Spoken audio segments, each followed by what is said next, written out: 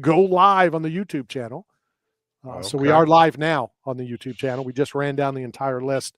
Full action of shows coming up in, what time is it? All right, we got about 5 minutes, so let's touch base on it.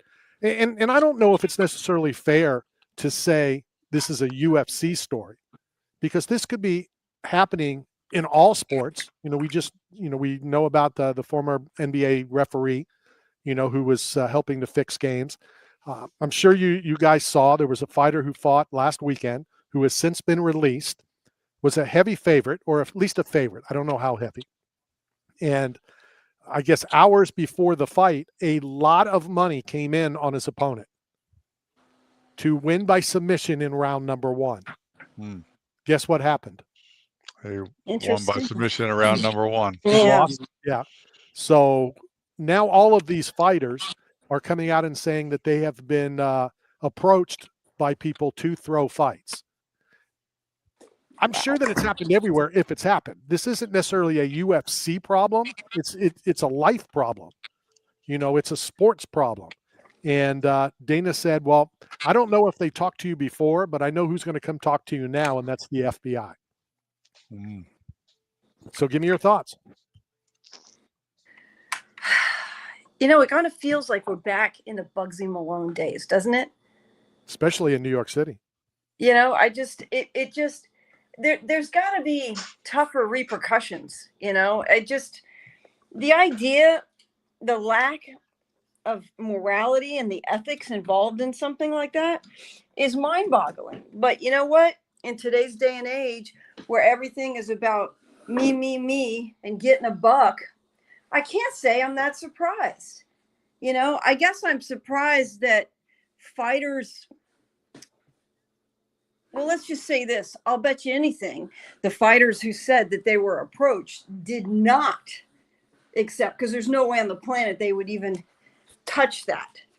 We're talking about fixing sports, and Leslie wants to make a bet. Not that kind of a bet. That was a good one, Randy. You get a point for that one. Right? Matt, sometimes Randy is really listening to what I'm saying.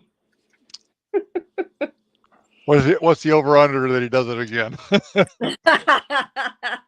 Well, let me know. What is the over-under, and I'll tell you if I'll take the bet. So I did make 2 bets over the weekend. Yeah. I saw that. Your first time, right? Well, you don't bet on sports. Yeah, I'm not going to say I've never bet before. There's been an incident or 3 or 4. The famous one when I went, I was with a Major League Baseball player. I almost said famous, and I'm taking a lot of heat about the word legend again. So I want to write it down, mention legend and Mark Hunt, because I've been arguing about this on social media. I've done a few, and there was one time in Vegas, I did a parlay, I think is what it's called.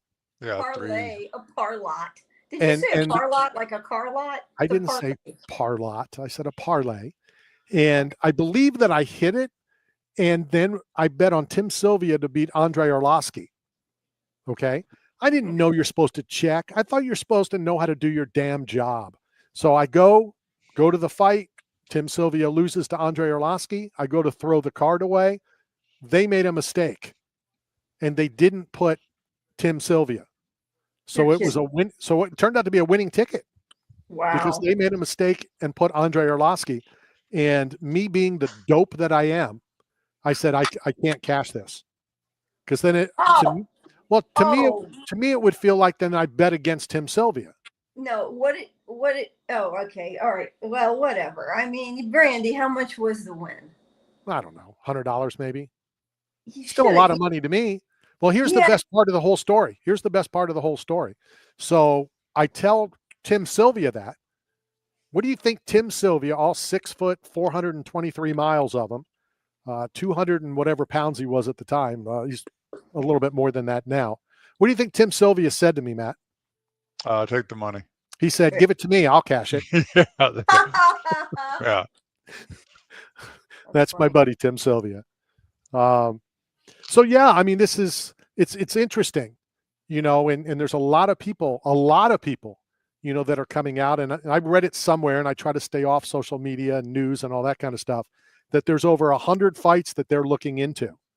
But And everything's fixed. It's all fixed. Like the NBA, the NFL, like it's all. I don't think you can. I don't think players can really fix the NFL. I mean, I just don't. I don't think soccer is something that's easily fixed either, because soccer, you bet on how many touches, Messi is going to get, or, it's not just like who wins the game. You can do that too. But I seriously doubt that soccer is fixed unless there's like some refs. But football, come on, guys.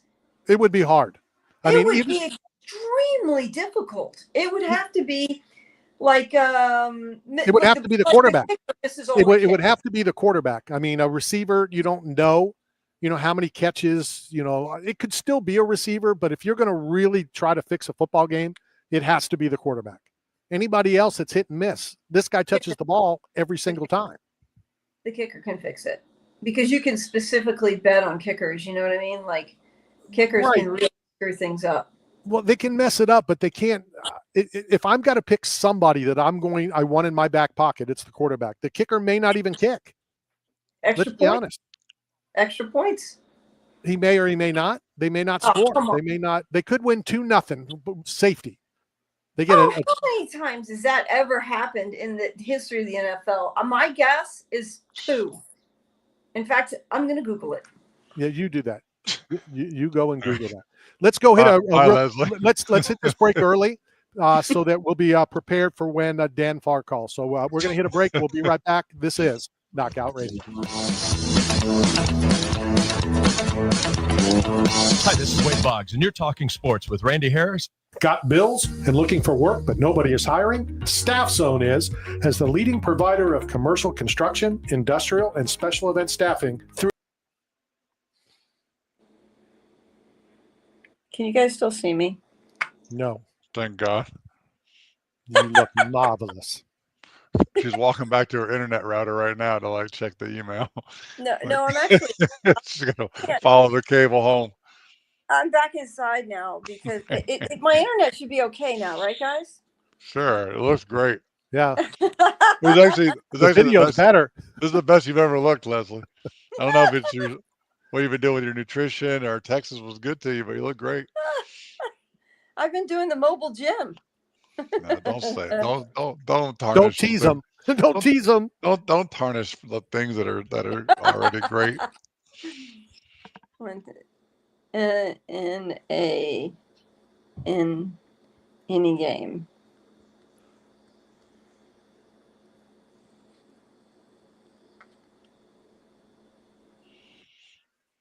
There have been 5 NFL games with a final score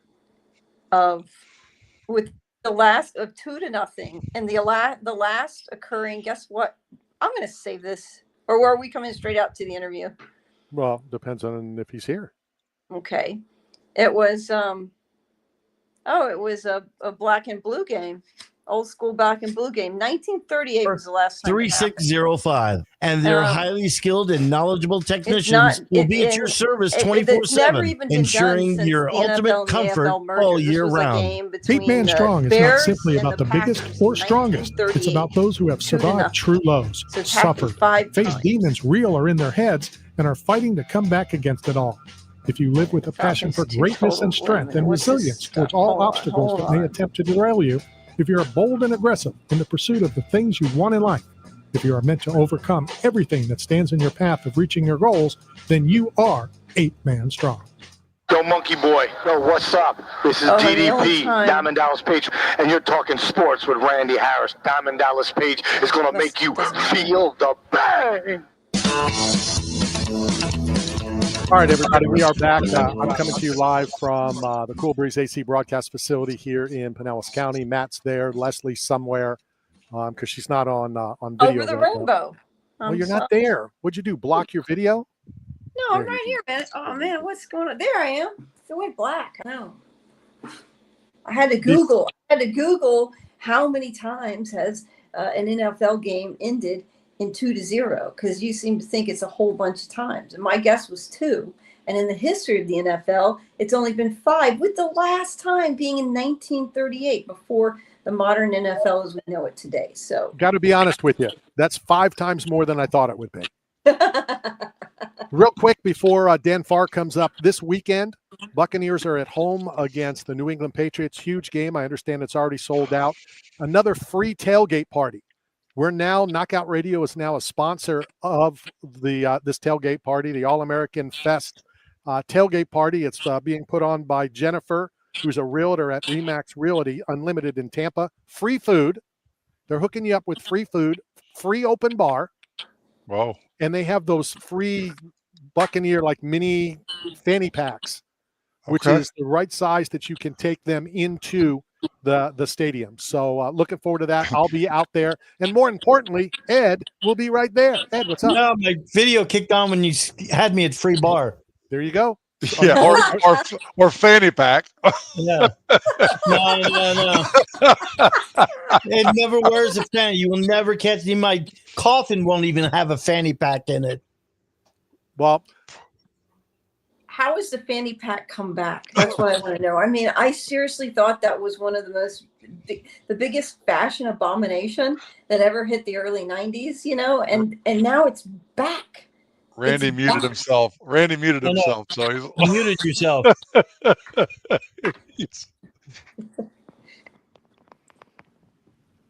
Randy. Just don't tell him. That's all point in our ears. Randy, you happen to know you don't hear yourself, Randy? I don't know what happened. There you go. Minute of radio right The there. show just got better.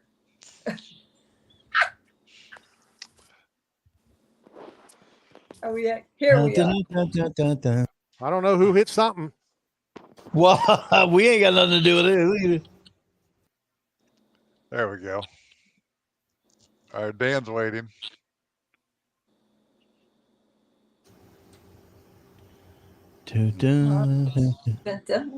Technology is great when it works. Yeah, I hate technology. Can't have silence, Yeah, well, they're supposed to take over and talk. I guess they didn't do it. Yeah, we're here. No, we were talking about how you were. All right, stop. You muted yourself. Let's welcome to the show. We got to meet him earlier. It was only a month ago, right, Dan? It's just a little over a month, maybe a month and a few days. Yeah. Hi, nice to see you guys. Good to see you again. On with us right now, as we're now going to audio as well as or video as well as audio. Dan Farr, he's the show producer of the Comic Convention, which was just recently here. We've been covering it for a couple of years now. But I got an email. Great news! Holiday season coming up. Now's the best time, really, to start getting prepared and purchase tickets for next year's event. Yeah, we like to start off with a discounted ticket for people that we call it our loyalty launch.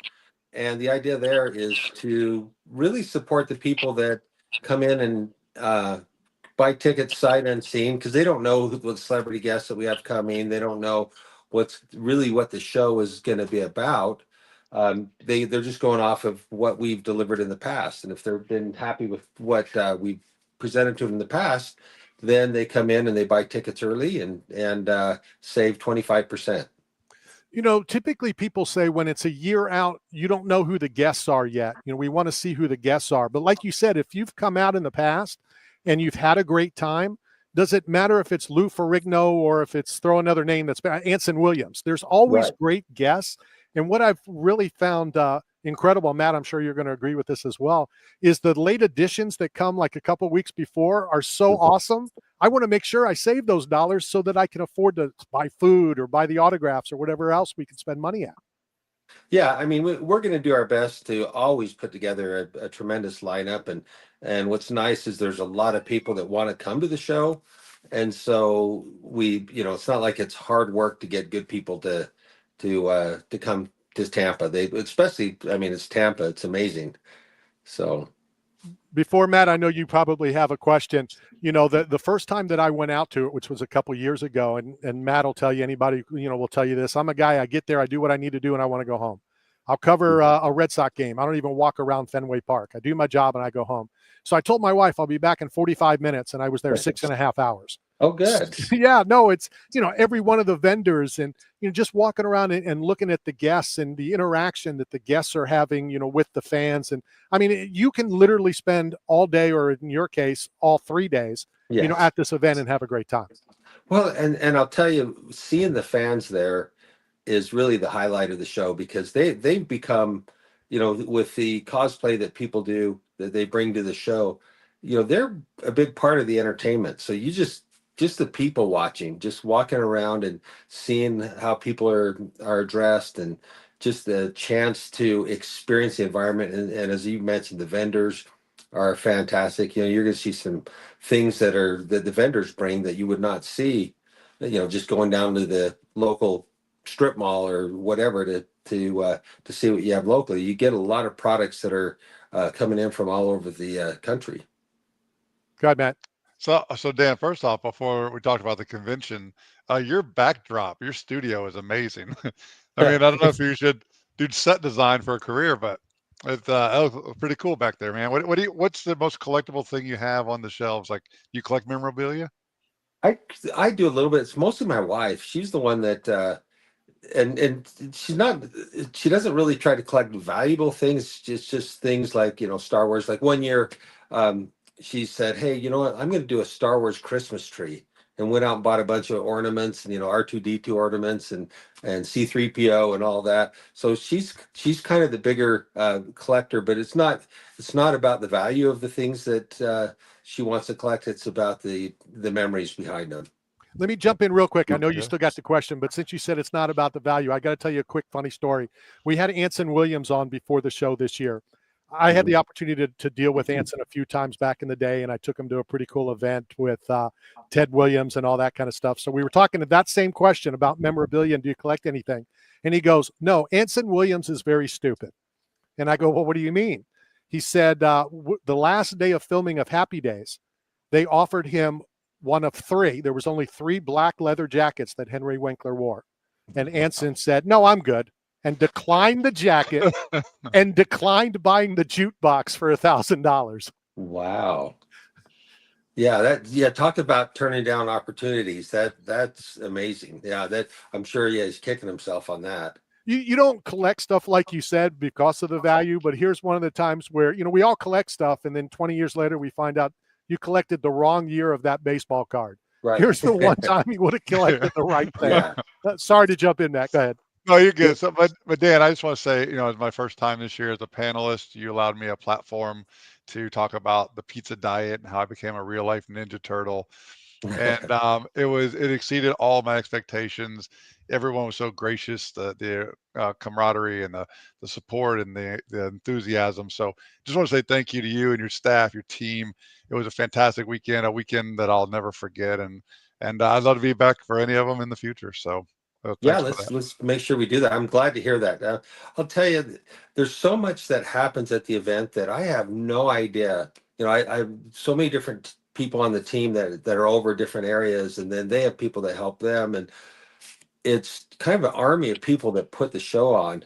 And I find out about these really magic opportunities that happen after the fact. And a lot of times I'll show up at the event, I won't know all the vendors that are going to be there, and I'm walking the hall and experiencing it as if it was as if I were just a regular attendee, because I didn't set up those contracts with the vendors. I didn't know who was coming in. That's basically our person that handles the vendors that do that. And then the programming, like you mentioned, all the programming gets handled by another team. And so I'll occasionally hear about a thing or two, but for the most part, the show comes together. My focus is on the celebrity guest lineup. And then we have other people on the team that focus on the comic book creators and the vendors and the rest of the show. And I see it on a very high level, but it gives me a chance to kind of experience it for the first time as I go almost as an attendee to see what's happening there. Let me ask you about the process, for becoming a vendor, for becoming what Matt was able to do. And I was going to throw my one funny out that what exceeded my expectations was Matt actually had a full house there in that room. Yeah, that was crazy. There was more people there to find about his crazy story. So how can people get involved? How do they become a vendor? How do they become a spokesman or a speaker? So that's great. Yeah. We have on our website, there's some areas where you can go and you can submit panel ideas and ideas if you want to become a panelist, or if you want to be a vendor, there's another area there that you can basically register to be a vendor. We do try to bring in vendors that are very specific to the genre. So we will have a screening process. We don't just let anybody, any candle maker in, or somebody that's selling pillows or whatever that may, unless they're like Star Wars pillows or something like that. Right. They don't, it has to be genre specific for the event. And so, if you go to TampaBayComicConvention.com, you can find, really how to get involved ahead of time. I don't know if I've told Matt this story, but I was asked to MC one of those speakers, and I declined because I was afraid it was going to be Matt's speech. I didn't want to be part of it. So obviously, it's never too soon to start preparing for next year. I mean, your team, we'll talk about the ticket sales and how people can do that, but talk about what you're doing, 11 months out now to prepare for next year, 2026 Tampa Bay Comic Convention. Well, I'm having a lot of discussions with convention bookers that book these celebrities for the events, and so we're starting to look at lining that up, and then the programming. Of course, the programming team's already started looking at what types of panels we're going to have, what who we're going to have as panelists, and so that process starts now, and then also the vendors. We start on that, so it really does take almost a year to really prepare for what is going to happen there September 4th through the 6th next year. When you made the comment about everybody wants to come to Tampa, Tampa's a beautiful town, et cetera, et cetera. Yes. And, when I was talking to one of your staff and they help us get some of the guests, I said, well, I'd really like to have this one person on, and I'll tell you who it is in a second. Mm-hmm. So the Wednesday comes, we call her, it's Catherine Bell. We start talking, and I always like to send thank you gifts. So Ed back in the studio gets her address and finds out basically where she lives, which is about 1.5 miles from the radio station here in Clearwater. She's like, if I would have known, we would have just come into the studio. So it's not only do people want to come here to Tampa, but a lot of celebrities, a lot of people, a lot of athletes love to live in this area as well. We do. Yeah, we do get people there locally. It's kind of nice for us because we don't have to worry about flights and sometimes hotels. Some people, if they're close, but not close that they want to drive in every day, they may want a hotel room. But for the most part, it's really nice to have people that are local. So we definitely want to exhaust any of those opportunities. And it also kind of helps that if they are local, that, sometimes people run past them on the street, but they don't want to bother them. So right. If they're at a convention, at least they know that these people are open for them to walk up and say hello and get a chance to meet them. You guys have anything before I have the final question? Okay. How do people purchase the tickets now? If they're going to go, if you're planning on going, obviously save some money, buy them early. How do they do it? Do they just go to the website? Please talk us through that. Yeah, so just go to TampaBayComicConvention.com, and the tickets they're not available quite yet. It's going to be next week that we're going to open them up for sale. So if you would I'd go there now and it will have all the date and time. And what we do with our discounts, so they're 25% off, and that's going to go for 2 to 4 weeks, and then we go down to 20%. So it's kind of a regressive discount, and so the earlier you get it, the better. Obviously, we already talked about it briefly. I know I said I had the last question, so this is the last question of the last question. Are there anybody already signed up? Do you already have any guests ready, or is it really too early for that? It's too early. I mean, there's some people that have kind of penciled in. One thing that happens a lot of times, it's hard for them to know their schedule this far out. Sure. And especially if they're a very active working actor, they're gonna want to wait till maybe 5 months, 6 months before. But we will start announcing guests the first part of January, February next year. We'll start announcing guests. Well, the good thing, Dan, is I don't have much talent, so I'm wide available next year. So let me know. All right, I'll be first. I'm first in line. Okay, the first one. There you go. And if you can guarantee that I don't have to be involved in his discussion, I'll MC somebody else's. I don't want to MC his. Yeah. We'll set that up with you. All right, Dan. Thank you very much for your time. And let's stay in touch and let's get you on more often as we get ready for next year and the return to Tampa. Fantastic. Well, thank you guys. Appreciate it. Thank you, sir. We'll talk to you soon. That is Dan Farr. He is the show producer there at the Tampa Bay Comic Convention. And Rattle Me Loosely is back. Incredible production. That would be you, though. Leslie. I mean, like the whole Tampa convention was amazing last year. Like we went. I think I went 2 days in a row, and both days. I mean, it was just action packed. I mean, but my favorite part was kind of like was finding Spider-Man with like the full face mask on. Yeah. But he had a regular outfit on, so I was like, even Spider-Man has a laundry day, and so just the interaction with the crowd that was just so special because you never know who you're going to meet. There you have it. All right, let's go hit a quick break. When we come back, we're going to head out to Las Vegas as he's known as the Hurricane, but I think we're going to rename him. I think he's starting to be renamed, and 38 Special might be his favorite band. So we're going to talk to Hyder Amil when we return. This is Knockout Radio. Hey,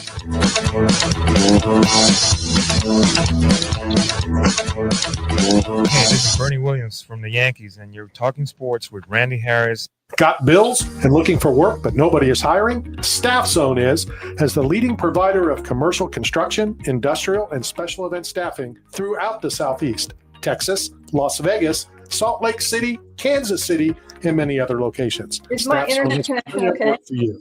And they need you now. Don't wait. Go to www.staffzone.com and find a branch closest to you. The router. Today, get paid today. That's the Staff Zone way.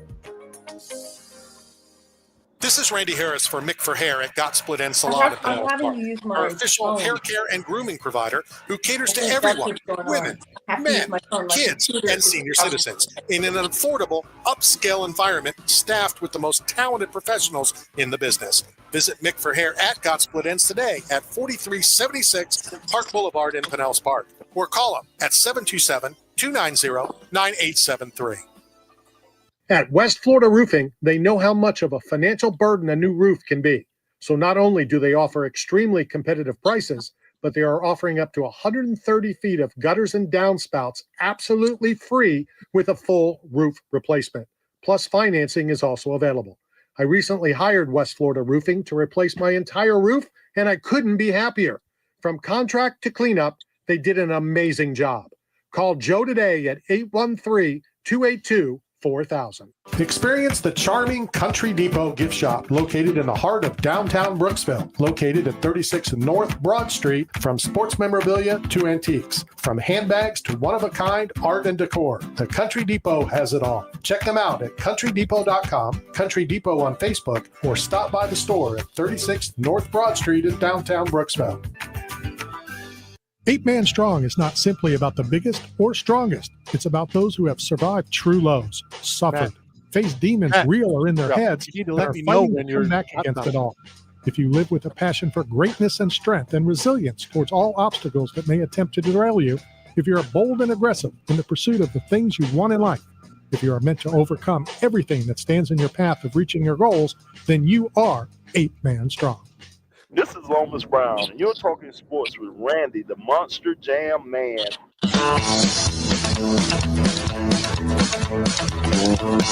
All right, we are back coming to you live from the Cool Breeze AC broadcast facility. Matt in his office, and Leslie's, I guess, in Brazil, where they have very little internet access down there. At least that's what Jeff Hunter said. Yeah, we're working on that. It's actually a computer issue. I'm having to use my phone right now, so it sounds a little odd still. It'll all be okay. Or I'll just sound okay?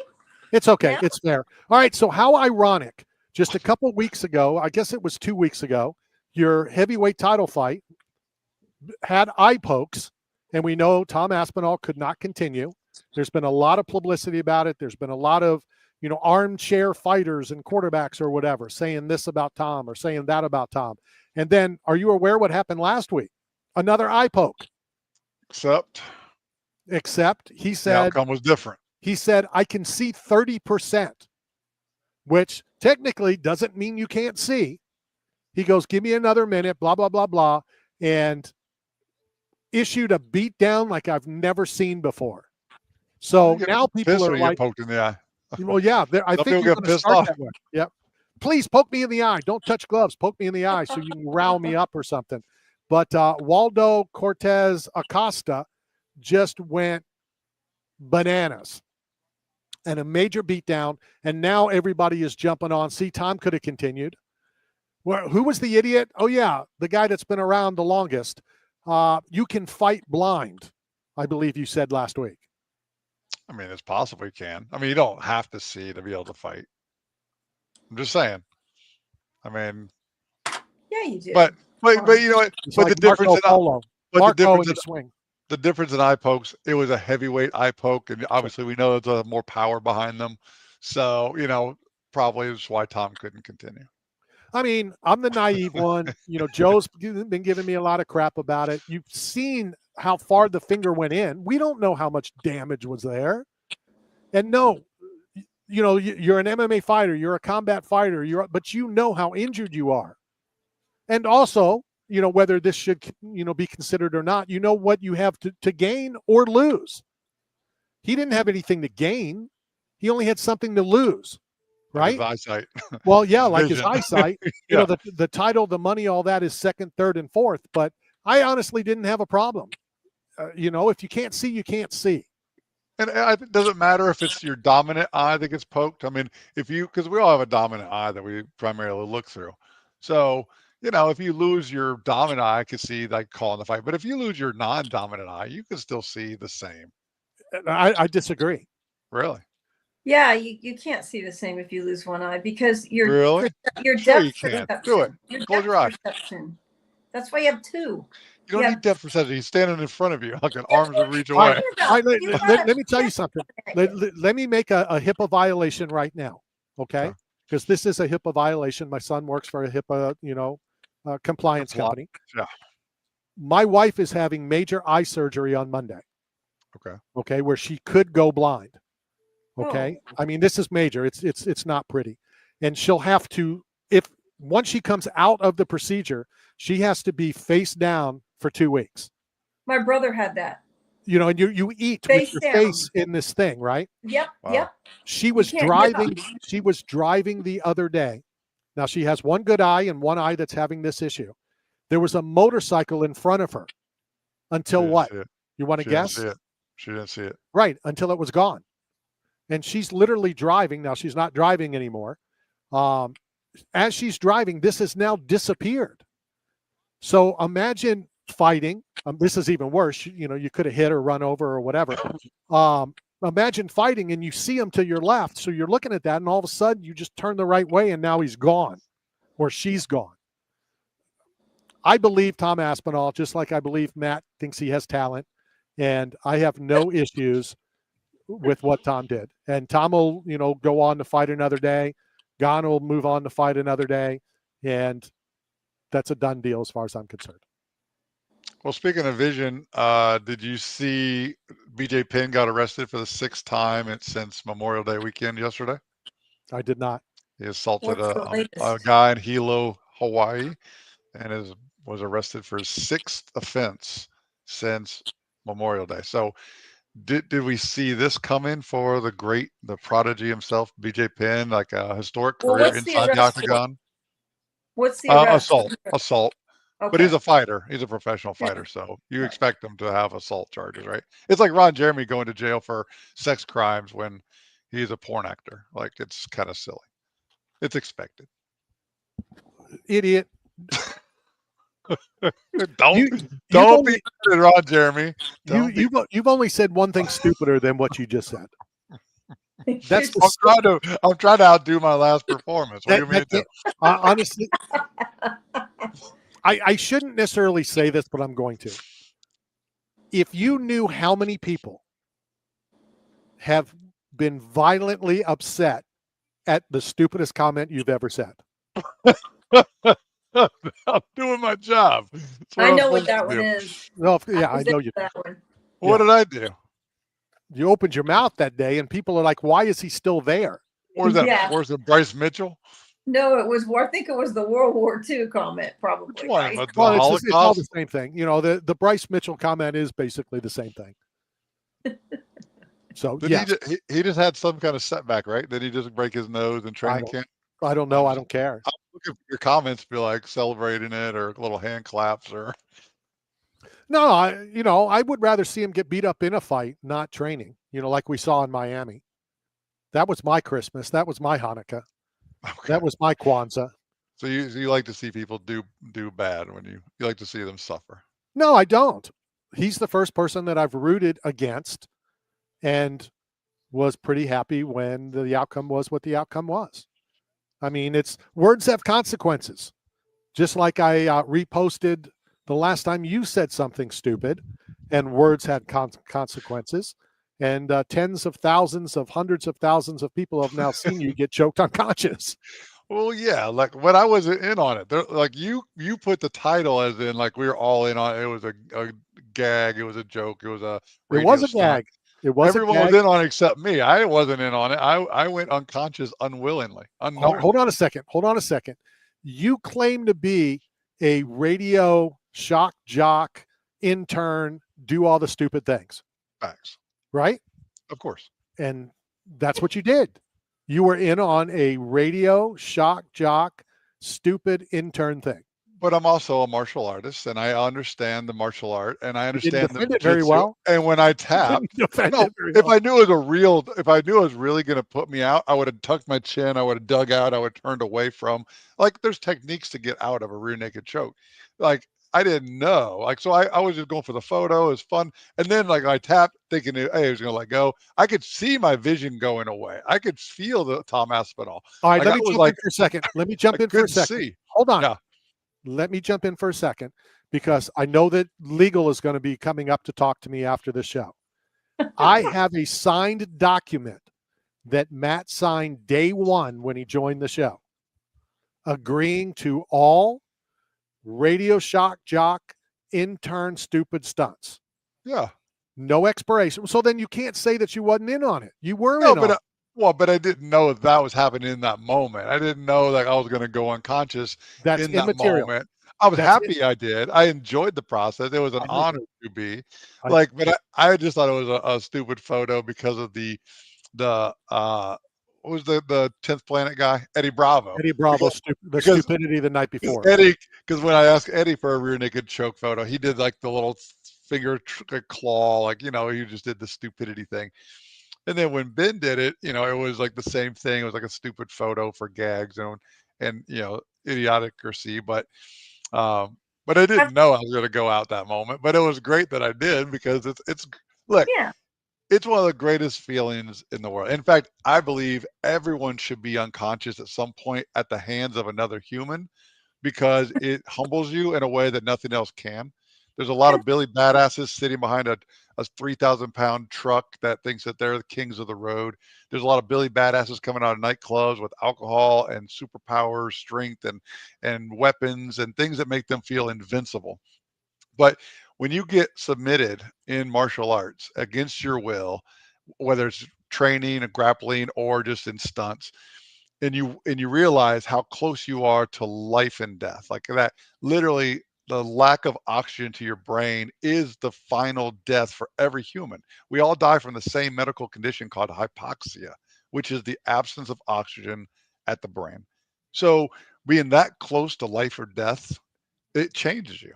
Even in a stunt like that, it changes you, and it makes you a better person. In my opinion, everyone should be choked unconscious at least once, and that's probably why Ron Jeremy went to jail. And consensually after that sentence. And I don't know. Again, all I want to stress, because legal is in our booth right now, looking at me. Day one, how long ago was it? About 11 years ago, when I unwillingly accepted you as part of this show. The greatest thing you ever did. It is the worst thing. You're right. Greatest vision you've ever had. You signed a document authorizing. So they want to make sure, and I still have the document. I just gave it to them. So we're not legally bound by the fact that you got choked unconscious in a authorized stunt. Well, which spelling of Matt do you have on that document? Is the M at symbol? Because, I'm like Caitlyn Jenner. Well, no, you're not, because Caitlyn Jenner legally changed the name. I can't change my name. I tried to register it at the last year's comic convention. Like with Dan, I legally tried to register Matt McClellan, M at symbol, and they wouldn't let me. They said that it wasn't eligible because their software, or they couldn't do it. But that's the first time it's been used in legal usage in public domain. So This is my new identity. I am Matt McClellan. All right. Before if Hyder calls in, I want to get this in hour number 1. We'll talk about in hour number 2 and hour number 3. Craziest World Series, craziest ending of a World Series. Game 7. Was it fixed? No. I don't. Here's what I think. I don't think it was fixed at all. What I think is that fundamentals are not. I don't want to say not taught, because they are taught, but you just forget. You forget fundamentals. Fundamentals of a line drive hit to the left fielder. You don't run off second base like it's going to fall. If the ball gets by the left fielder, you're going to score. Do you really need to be 9 feet off? How about be 5 feet off to get picked off to end that inning of game 6? Crazy. Just absolutely crazy. The play in left field. The center fielder is put in there for defensive purposes and runs over the left fielder to make the catch. Here's something that, and I don't like to give him credit, so I'm not even going to say his name because he's one of those Mr. Know-it-alls, blah, blah, blah, blah, blah. But go back to the play at the plate, bases loaded. Did either one of you see the final game? Yeah, 2 inches away. Yeah. Okay. Bases loaded. The guy that was playing second, who made the incredible catch on the double play the game before, hadn't had a hit since 1902. But manager said he had a feeling, he's a team player, he's a defensive player, pulled off that play in game 6. Game 7, made an incredible stop, made a bullet throw to home. And think about this. Do you think the runner would have been safe had he not slid? We probably, if he hit our head first, he would have probably been safe. Well, no, if you just run through it, just like you run through the bag. All right, we're going to continue. Possible. We're going to continue talking some World Series next hour and hour after. Right now, let's jump up to Las Vegas as we get ready for this weekend's UFC on ESPN 73. And let's welcome to the program Hyder Amil. Hyder, how are you? I'm doing great. What's up, you guys? Sorry I'm late. Good to see you. How are you guys doing? We're doing great, and when you have a nickname like the Hurricane, whatever you want to do is good with us. Being that we live in the Tampa Bay area, we know what a hurricane is. It's devastation. Is that why your nickname is Hurricane?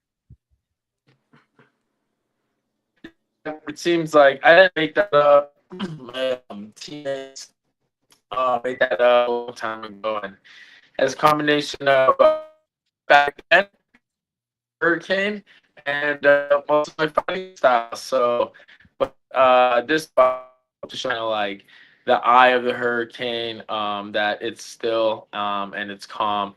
I've shown that in the past as well. How I plan, but here this Saturday is redemption, so I'm excited for that.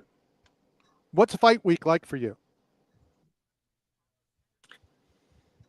Just doing my exercises and focusing on getting my weight down. The weight cut's the first battle. Honestly, that's the main thing that makes this whole fighting thing difficult.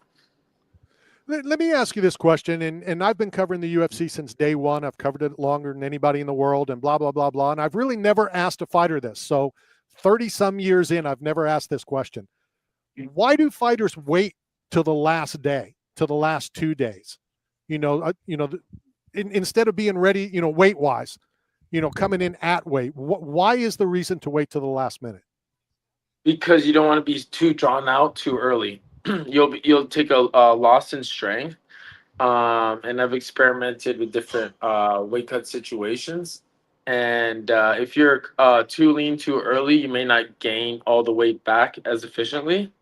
And you're also drawn out, so it's harder on your body. You also have to get through your exercises, so because you still want to stay sharp. And if you're diminished, the chances of injury, especially at the end of a camp, are a lot higher. And how important is it for after you make weight to? And the reason I'm asking this is I was with Sam Hoger quite a few years ago. And, he made weight, then he went out to a sushi. He ate a lot of sushi, and it just was the wrong thing to eat, fight day.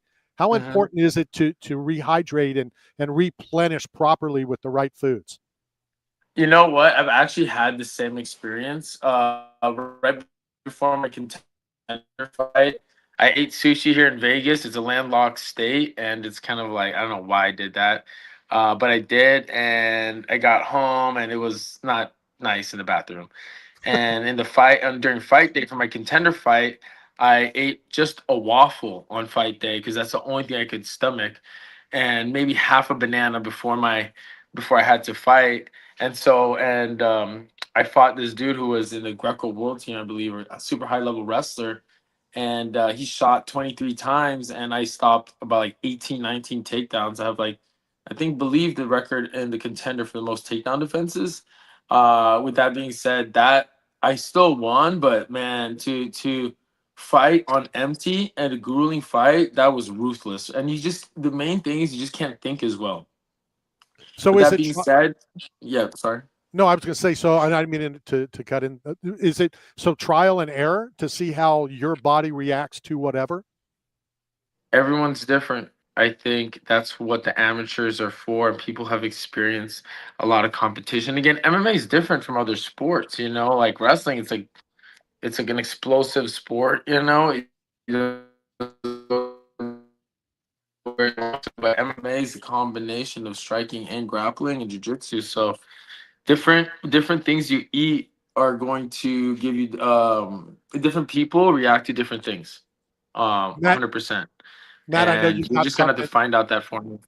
No, for sure. Matt, I know you got something. I'm going to jump in and just ask this beforehand. You're from the San Francisco area, correct? Yes. Okay.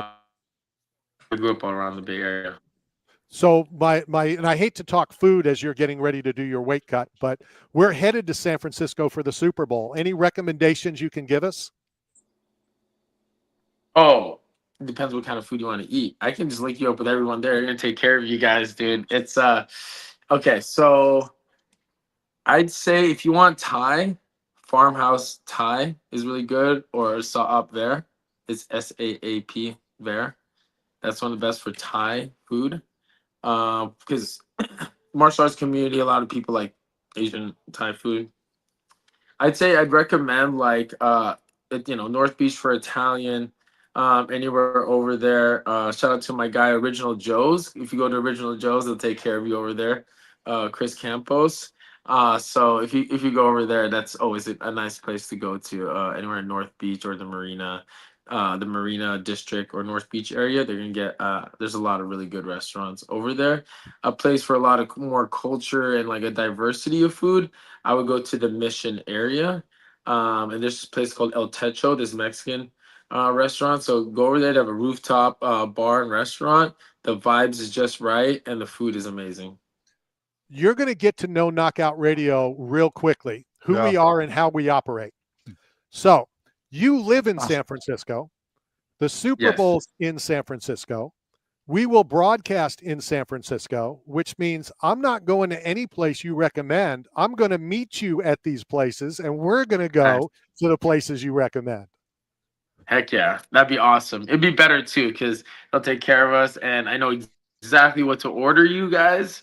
But I have also a few other places we need to go to. So yeah, I'm excited. Matt, before you ask your first question, I think you just got replaced as the co-host on Radio Row. I think Hyder's our new co-host on Radio Row that week. That's fair. I'll move over a seat. In fact, one of our sponsors, Munch Munch, is headquartered in San Francisco. So they help with dietary, gut health, and performance. So, we'll bring all the like-minded people together and make sure that Hyder's, properly fit and healthy and ready for his next battle. That'd be awesome. Yeah, but in the comment section, Sharon Peters, I don't know if that's a real name or not, but Sharon Peters says, "Hey, girlfriends, Hyder, you are so hot. She has some sushi for you, and she loves Leslie's hat." So thanks to the comment section, it always keeps us alive. That's amazing. Shout out to her. But I don't know about all that sushi, but yeah, I don't know about that name, Sharon Peters. Is that a real name? I can't eat sushi anymore, Sharon.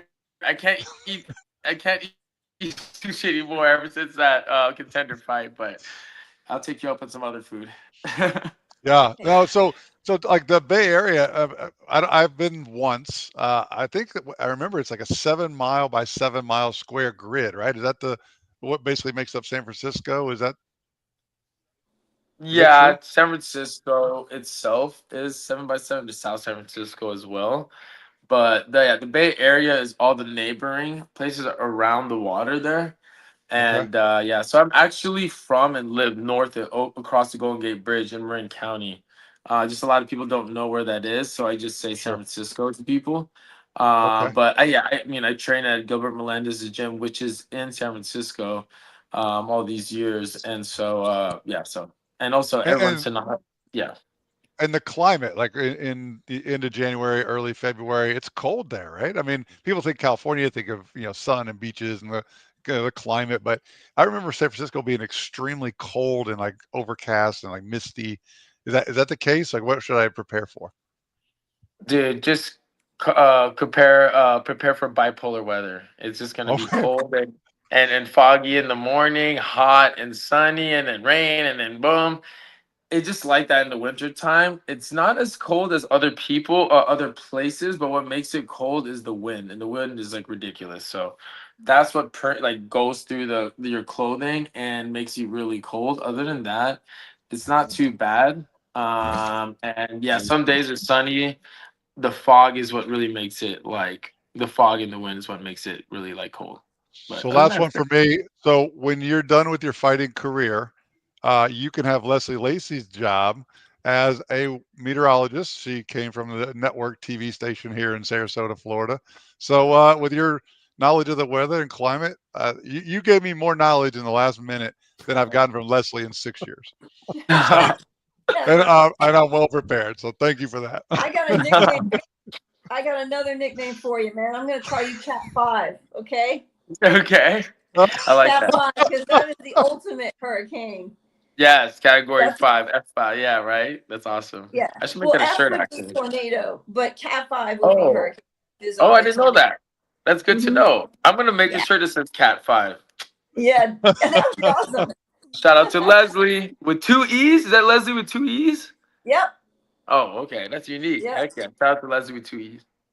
Let's we don't want the UFC mad at us, so let's talk about Saturday night back in the octagon. This is we only talk fight like 1 or 2 questions, and then we'll get back to having some fun. Even though it's fun for you to fight, talk to us about what's installed for Saturday. Your thoughts on your opponent. We took this fight on a little bit of a short notice. I'm just excited to get back in there. So it's really this is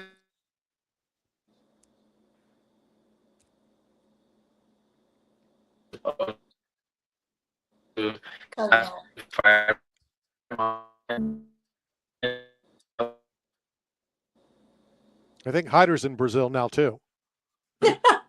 He's joining me on the connectivity issues. Oh, sorry. Can you hear me now? Yeah, the internet there. That's why I joked. It was a Chael Sonnen joke that you must be in Brazil because the internet's not doing real good.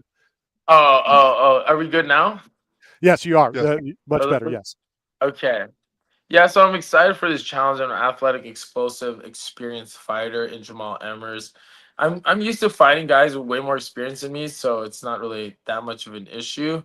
I feel like my last fight put a lot of doubt in people's minds because of my performance and how that happened. However, I'm actually healthy. That clipped me and it happened. And honestly, I've had fights where that's happened to me. And in fact, my opponent that beat me fought last weekend or 2 weeks ago, dropped the guy almost similar to how I was, but the referee didn't stop it and the guy still beat him. And I've had fights like that. And so that's what's frustrating. But at the same time, it is what it is. This is the reality of life and fighting.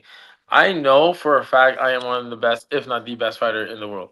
I know that I have these that people have that's put a little doubt in people's minds and that's not my concern. I just know what I know, and I want to prove to myself that I'm not prove what's the right word.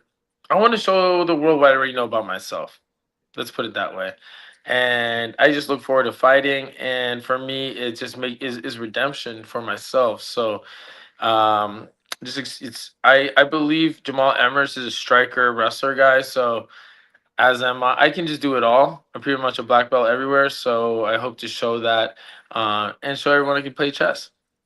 What's the number 38 mean to you, and what should it mean to not only your opponent but everybody else? Doesn't it mean something? Dude, I mean, I'm half Filipino. I got the Manny Pacquiao thing going, you know, so I can just dump punches on you. I can lay someone out with one punch, you know, like I believe Volkanovski and I are the only ones in featherweights with double XL lunch boxes. And so if I want, I'm pretty sure I could lay someone the hell out with a strike or anything one time. But that fight, 30 combo was just a speed flurry. Because when I would open up for a power shot, I got countered. So what I did was I just made the opening really small and just did a flurry like that.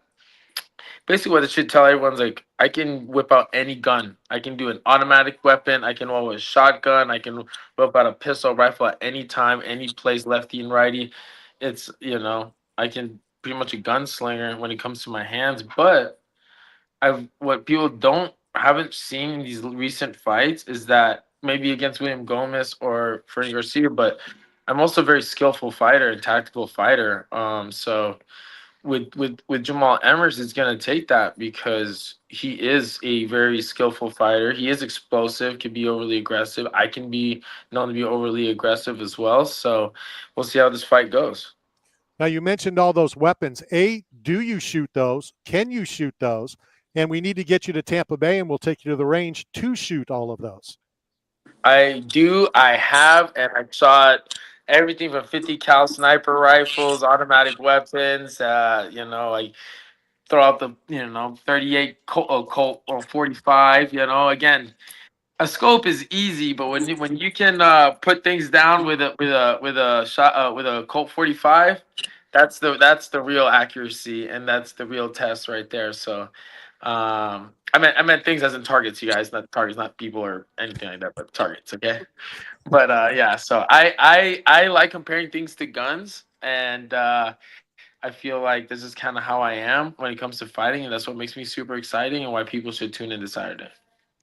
So speaking of who you are, you talked about at the beginning the hurricane reference and being in the eye of the storm, the calm, if you will. Do you use any heart rate variability training, stimulation of the vagus nerve? Are you doing anything like the neurosciences to add breath work to make that sensation even more relaxing while you're in distress? Actually, I am, and I added a new coach to my team this camp. I have an inner coach, a high performance coach who works on everything you just said, as well as he's certified by Wim Hof. So I'm excited. We just had our meeting yesterday, and so everything from film study, inner work to breath work, maybe like all the activation. Plus, I have my health coach Jim Slezak as well to help me with So all that. when you come to Tampa to shoot those guns, I have a vertical gym that will actually be a physical stimulation for all the things you're doing with your coach. And I'll show it to you for free. We'll train, we'll hang out, we'll share knowledge, and you can add it to your arsenal for the future. Jim, we're going to Florida, Jim. Let's go. Yes, we're going to Florida. Let's do this. I'm excited. Thank you. Sir, Jim's absolutely. My Anytime. coach. Jim's my health coach, so he was excited to hear that. I'll reach out to you in the next couple of weeks to first plan February, because we want you to join us on Radio Row, which is something that it's like the UFC fan. Matter of fact, the UFC Fan Expo was basically taken from the NFL Radio Row, but it's all media. Wow. It's every TV station from around the world, radio stations. I just put in for credentials. I'll put in for a day pass, get you to come out, be part of the show, and get interviewed by everybody and anybody, and just have a fantastic time. Dude, thank you so much. It sounds like an honor. Let's go. I cannot wait. Watch this fight. It's going to be very exciting. It's going to be great. Yeah. And then I would love to come see you guys. If you guys don't see me first in San Francisco. I was going to say, let's take care of business at hand. That is Saturday. And I'll reach out to you next week. I know I texted you about your address. We'd like to send you a care package of some gifts for coming on and spending some time with us. And enjoy the week. And I always call it Christmas Day. It comes on Saturday. Thank you guys so much for having me, and I appreciate you guys so much. Nice to meet every one of you guys. Look forward to this Saturday, and I'll talk to you guys soon. We will talk to you again real soon. So that is our new co-host. Everybody moves down a little notch. Cat 5, baby. One of you people might now be pushed out as Hyder is now part of the team. So looking forward to that. That should be That's fun. great. And look, you know what? You always tell me I'm crazy, Randy, but I've just been 4 years ahead of the curve. And it's nice to see the neuroscience actually making it into the UFC. It's nice to see all the things I've been doing for the last 4 years, and then the introduction of glutathione, intracellular neuroinflammation control, and helping these fighters not only for performance, but then recovery afterwards for TBI and concussions. I'm ecstatic, and I can't wait to introduce you to my team at Munch Munch in San Francisco, Randy. You're going to love Dr. Lustig and With Gio. that said, let's go hit a break. We're running late, so we need to jump and take care of that, and then we'll get bored by more things that Matt has to get off. This is Knockout Radio. We'll be right back.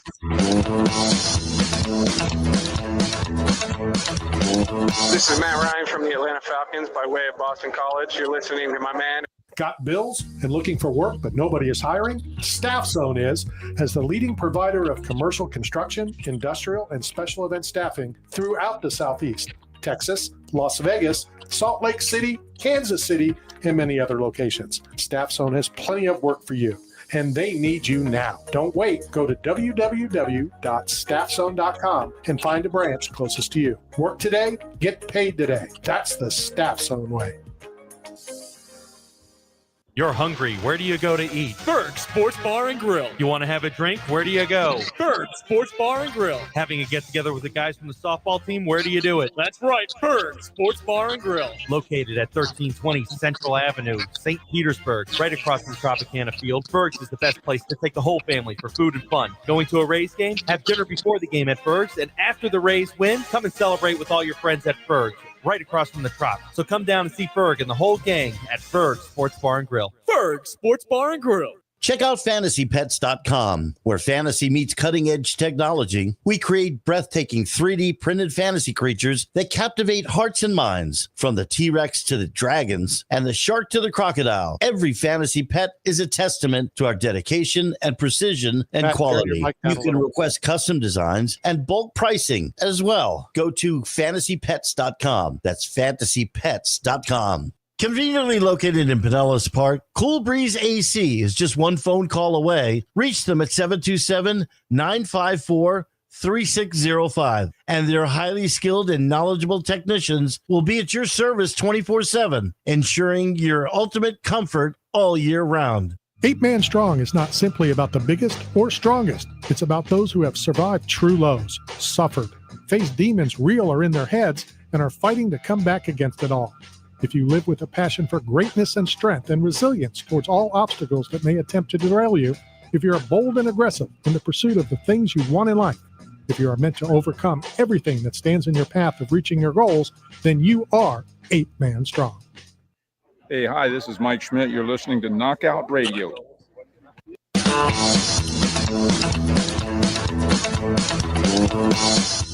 All right, we are back. I'm hanging out here in studio. Leslie's in Brazil, where internet is far and wide, and they have one line that goes throughout the entire country, I guess, as per Chael Sonnen.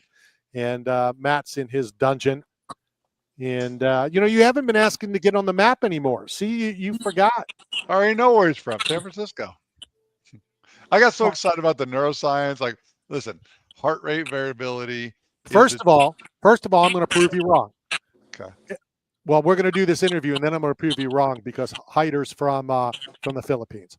Let's welcome to the show Reagan Blessinger, who's going to talk to us about a really cool promotion that's going on at the Humane Society of Tampa Bay. Reagan, how are you? Hi, how are you? Not too bad. We appreciate your time. So I got an email, as we do a lot of things together with the Humane Society and Knockout Radio and WTAN. And what a great offer, what a great opportunity, you guys are doing for the Tampa Bay community. Talk about what's available in the month of November.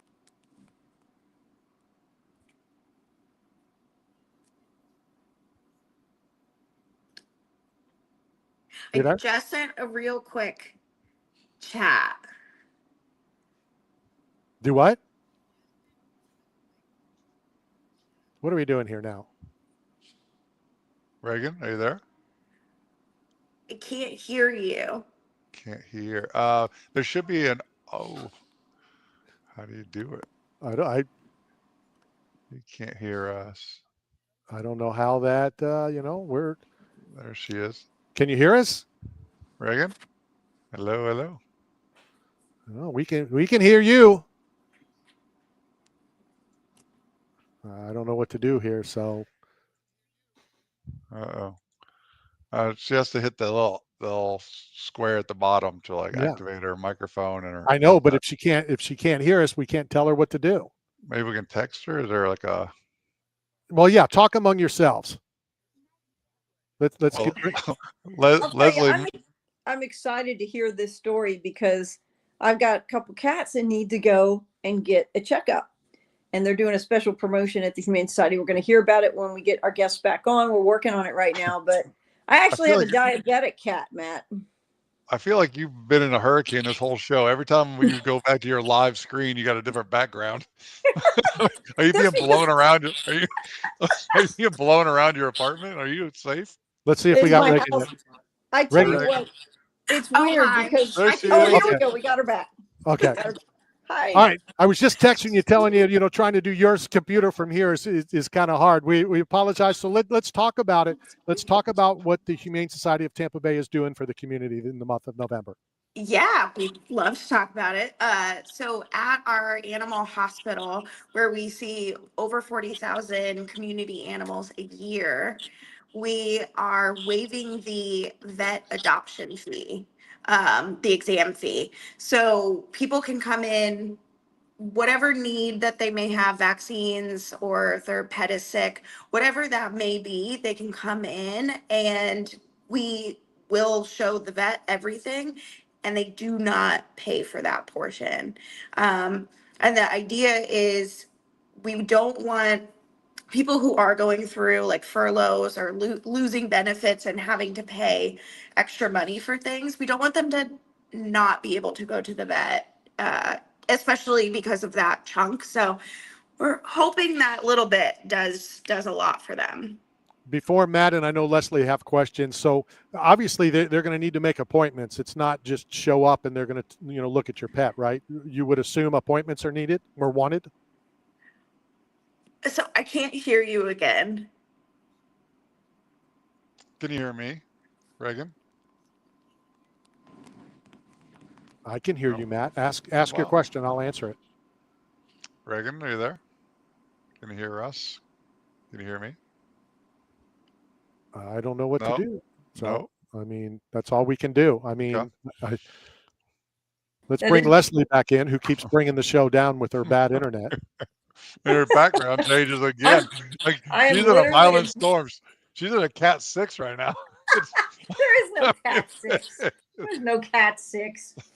I'm having to move around because I've got what it is my phone. I gotta get a new wire because the wire isn't working on my computer. So I will leave Brazil soon and be back. What year is this? You have a wire connected to the phone? Like people were free when the phone were attached. Listen, people were free when the phones were attached to the wall. Now they have cell phones and they're trapped, right? They're caged. But man. Trapped in Brazil. So I have a cat that needs to go to the vet, and so I'm excited to hear about this. So the Humane Society is literally 2 blocks from my house. I can walk out my door, look down, and I will see the Humane Society where Tom Brady adopted a Siamese cat with his. All right, let's see. I think we may have Reagan back. Reagan, are you there? Are you there? She is not there. She said that. She said that she could hear when Leslie's bad connection was working. But Reagan, when I would take Leslie out of the show, she couldn't hear you. Reagan, can you walk down 2 blocks to Leslie's house? Like, can you use her internet? Leslie, wave your hand down the street. Let her see you. Yeah, come on down. I'm on Braddock Street. There's nothing we can do. All right, let's go hit a quick break so we can at least prepare for our next chat. 1.5 down, 1.5 to go. Coming to you live from the Cool Breeze AC broadcast facility. This is Knockout Radio.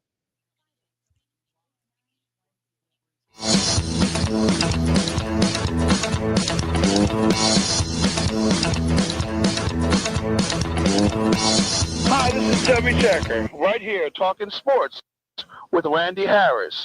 Got bills and looking for work, but nobody is hiring? Staff Zone is, as the leading provider of commercial construction, industrial, and special event staffing throughout the Southeast, Texas, Las Vegas, Salt Lake City, Kansas City, and many other locations. Staff Zone has plenty of work for you, and they need you now. Don't wait. Go to www.staffzone.com and find a branch closest to you. Work today, get paid today. That's the Staff Zone way. This is Randy Harris for Mick for Hair at Got Split End Salon in Pinellas Park, our official hair care and grooming provider who caters to everyone, women, men, kids, and senior citizens in an affordable, upscale environment staffed with the most talented professionals in the business. Visit Mick for Hair at Got Split Ends today at 4376 Park Boulevard in Pinellas Park, or call them at 727-290-9873. At West Florida Roofing, they know how much of a financial burden a new roof can be. So not only do they offer extremely competitive prices, but they are offering up to 130 feet of gutters and downspouts absolutely free with a full roof replacement. Plus, financing is also available. I recently hired West Florida Roofing to replace my entire roof, and I couldn't be happier. From contract to cleanup, they did an amazing job. Call Joe today at 813-282-4000. Experience the charming Country Depot gift shop located in the heart of downtown Brooksville, located at 36 North Broad Street. From sports memorabilia to antiques, from handbags to one-of-a-kind art and decor, the Country Depot has it all. Check them out at countrydepot.com, Country Depot on Facebook, or stop by the store at 36 North Broad Street in downtown Brooksville. 8 Man Strong is not simply about the biggest or strongest. It's about those who have survived true lows, suffered, faced demons real or in their heads, and are fighting to come back against it all. If you live with a passion for greatness and strength and resilience towards all obstacles that may attempt to derail you, if you are bold and aggressive in the pursuit of the things you want in life, if you are meant to overcome everything that stands in your path of reaching your goals, then you are 8 Man Strong. This is Carlton Fisk, talking sports with Randy Harris. What are you guys listening for? You crazy or goofy or something? All right, we are back. Let's try this one more time. Reagan, are you there? I am. I can hear you. Hey, all welcome right, back. all right. So way behind. But I still want to talk about this. Talk about what's available for the Tampa Bay community. Yeah. So for the month of November, we are waiving all vet fees. So when you bring in your pet and the vet comes in to see them, there is normally a fee associated with that for every vet, not just us. And we are completely waiving that for the entire month. Okay, and what I was trying to ask before, I hate internets. I love real studios and bringing everybody together. But this is the 20 whatever year this is, 2025. You know, the new way to try to do things. Is it first come, first served? Do you get there when the doors open? Do you make appointments? How does that work? You make an appointment. It's like a regular vet.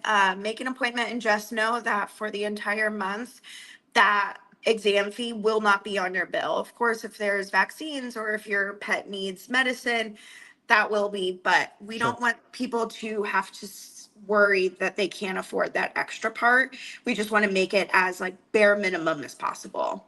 You know, and Matt, I know you have a pet, so you may have a question, but, you know, it kind of drives me crazy. And I understand funds are low and this, that, the other. And one of the first things some people do, you know, they cut the pet's, you know, health. They cut the pet's teeth. And most people consider their pet part of their family.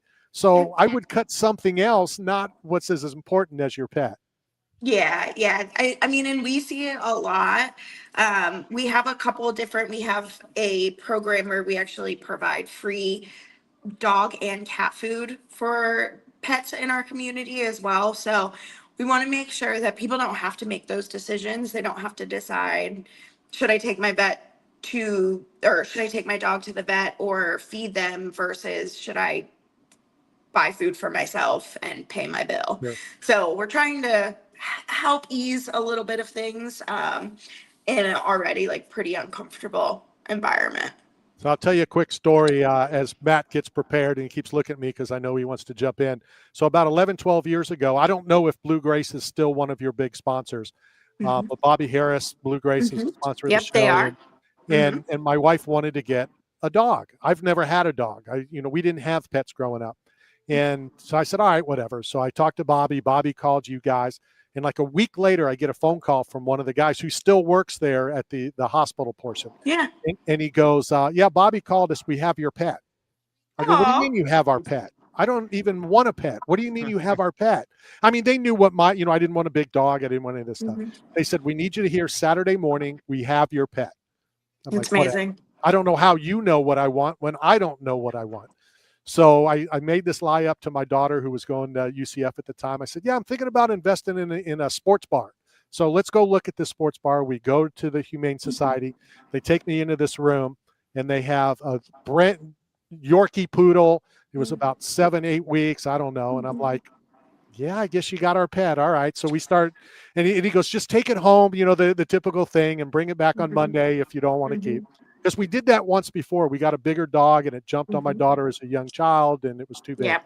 Yeah. So 2 days later, I bring the puppy back for the shots and all that kind of stuff. We take her home. I don't want to say the name of the restaurant because I don't go there anymore, but I used to go to this restaurant close to the house, and I'm like, it's only a mile to the house, but I'm not going to take the puppy home and then come back and get back in the car. I went inside, I got my food, I went home, I called my wife and said, honey, I became one of you guys today.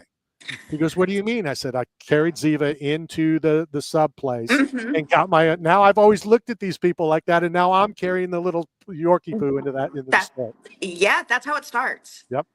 And then they got you. They look at you with those eyes, and you get to know them. They don't talk, but they have their own communication, and we can tell by certain things she wants to go out or she wants to do this. And so yeah, we don't want to hold anything back from any of our pets. Exactly. Because of that. Matt, go ahead. So Reagan, I know during hurricane seasons and with tragedy, there was a lot of people who had to give up or surrender their pets or had to relocate. I think I just saw this morning on the news that you guys are at another all-time high with immigration and some deportation issues. So what's the process like now? Are you guys waiving adoption fees if people want to bring home a new pet? Are you guys doing anything during this month as well as the free visits for existing pet owners?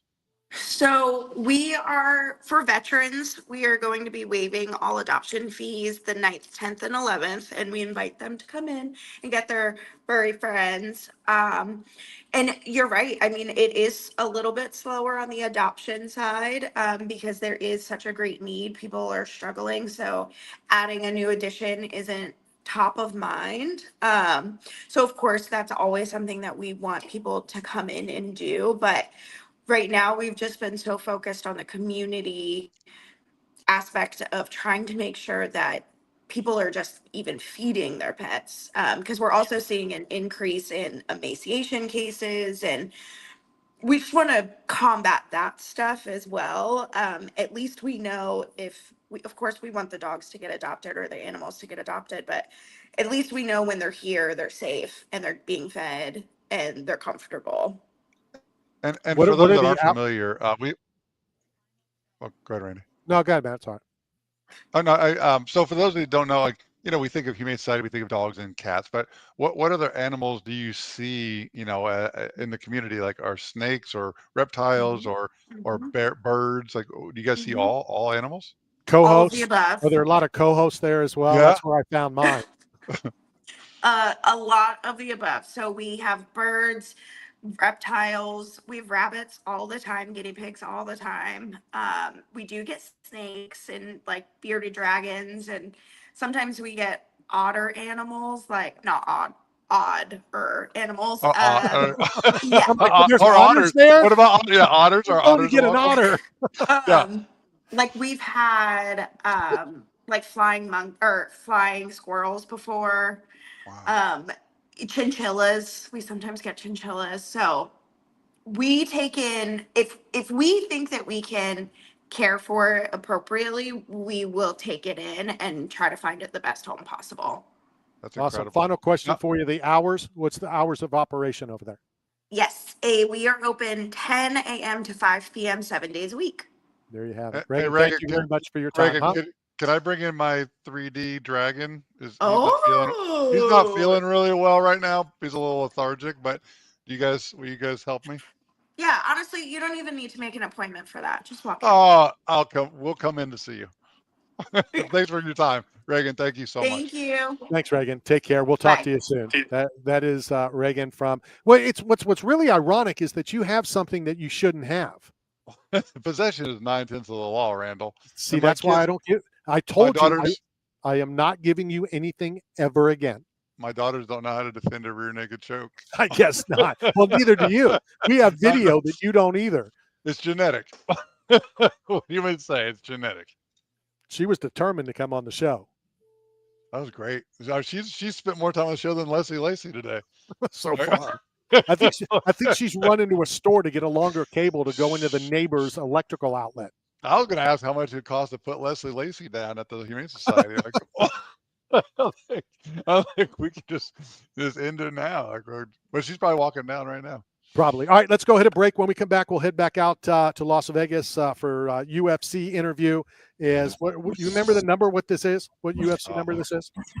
I don't know. It's number 1 after the cheating allegations. Maybe. All right, we'll be right back with Chris Padilla.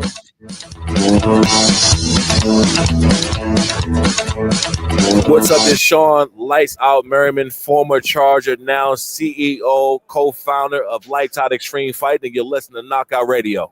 Got bills and looking for work, but nobody is hiring? Staff Zone is, as the leading provider of commercial construction, industrial, and special event staffing throughout the Southeast, Texas, Las Vegas, Salt Lake City, Kansas City, and many other locations. Staff Zone has plenty of work for you, and they need you now. Don't wait. Go to www.staffzone.com and find a branch closest to you. Work today, get paid today. That's the Staff Zone way. This is Randy Harris for Mick for Hair at Got Split End Salon in Pinellas Park, our official hair care and grooming provider who caters to everyone, women, men, kids, and senior citizens in an affordable, upscale environment staffed with the most talented professionals in the business. Visit Mick for Hair at Got Split Ends today at 4376 Park Boulevard in Pinellas Park, or call them at 727-290-9873. At West Florida Roofing, they know how much of a financial burden a new roof can be. So not only do they offer extremely competitive prices, but they are offering up to 130 feet of gutters and downspouts absolutely free with a full roof replacement. Plus, financing is also available. I recently hired West Florida Roofing to replace my entire roof, and I couldn't be happier. From contract to cleanup, they did an amazing job. Call Joe today at 813-282-4000. Experience the charming Country Depot gift shop located in the heart of downtown Brooksville, located at 36 North Broad Street. From sports memorabilia to antiques, from handbags to one-of-a-kind art and decor, the Country Depot has it all. Check them out at countrydepot.com, Country Depot on Facebook, or stop by the store at 36 North Broad Street in downtown Brooksville. 8 Man Strong is not simply about the biggest or strongest. It's about those who have survived true lows, suffered, faced demons real or in their heads, and are fighting to come back against it all. If you live with a passion for greatness and strength and resilience towards all obstacles that may attempt to derail you, if you're bold and aggressive in the pursuit of the things you want in life, if you are meant to overcome everything that stands in your path of reaching your goals, then you are 8 Man Strong. Hi, I'm Lawrence Taylor, and you're listening to Knockout Radio.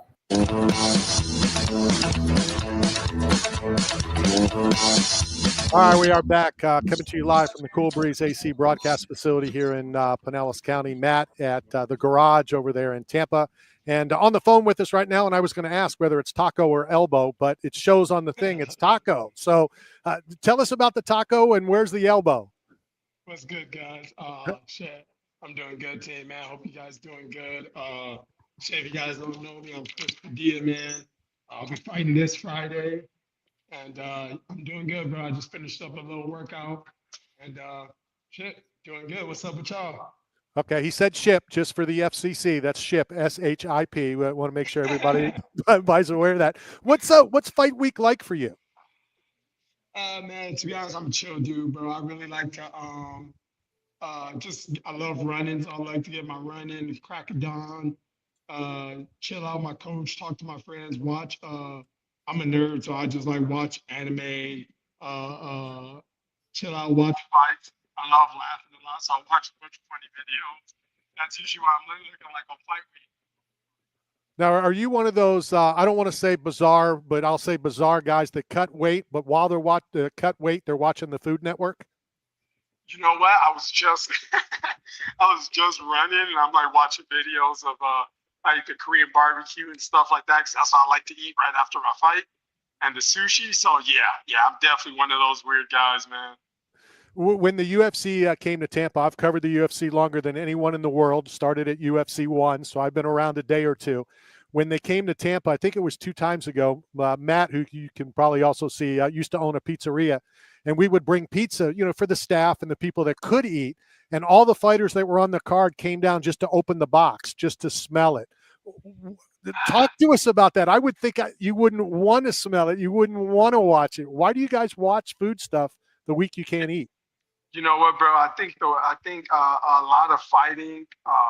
It's like I guess the way I would see it. So like if there's 24 hours in a day, imagine for a fighter, it's like we have to live every minute, every second of like all the ins and out, weight cutting, all the bullshit. You know what I mean? So then when you watch those videos, it helps you think about like, man, once I'm done with this 24 hours and the next 48 hours, 72 hours, I get to eat. So it just helps you get through every second of the day, to be honest, man. Matt, I know you got something, but let me finish with this. So I'm assuming that it would be different food after you make weight at 9:05. Are you one of the guys who'll be there right at 9:05? Yes, on Friday? I always make weight on time. To be honest, I feel like I'm always one of the first ones. I just be waiting like, damn, I still got to wait for 5 more people to show up. And then after probably like 10, 20 minutes, they're like, okay, let's just take you. So I'll be on time, no doubt. I'll speak for all the other media that are there. I'm not there this week. I'm in Tampa. Thank you for being one of the first ones and not, 11:05 or 11:48, the last person comes. It's everybody's doing their job. But my question is, what will you eat different Friday after the official weigh-in and then Sunday after your fight? I'm sure it would be different things that you would eat. Hell no, I'm eating whatever I want, when I want, how I want, man.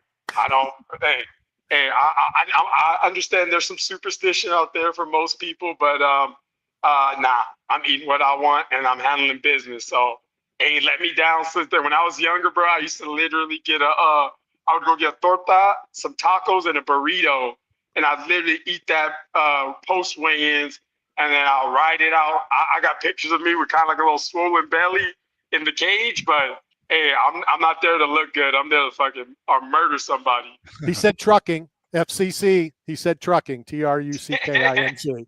God, Matt. Hey, Taco. So, like, I go through Instagram. I like to see different, vibes of like who we talk to, our guests, and I see you're into the anime scene. Before you came on the show, we had Dan Farr, who runs the Tampa Bay Comic Convention. So, so what is it about the expressionism and the characters that you love so much? And does any of it apply to your fighting style? Bro, it all applies. You know what, bro? Growing up as a kid, I didn't really have any crazy role models to follow. Dad was, he was around, but had trouble with just alcohol, things like that. Mom was focused on just trying to keep the house alive. So I didn't really have any bigger aspiration aside from like what my mom showed me. And that's just how to take care of kids and how to run the house.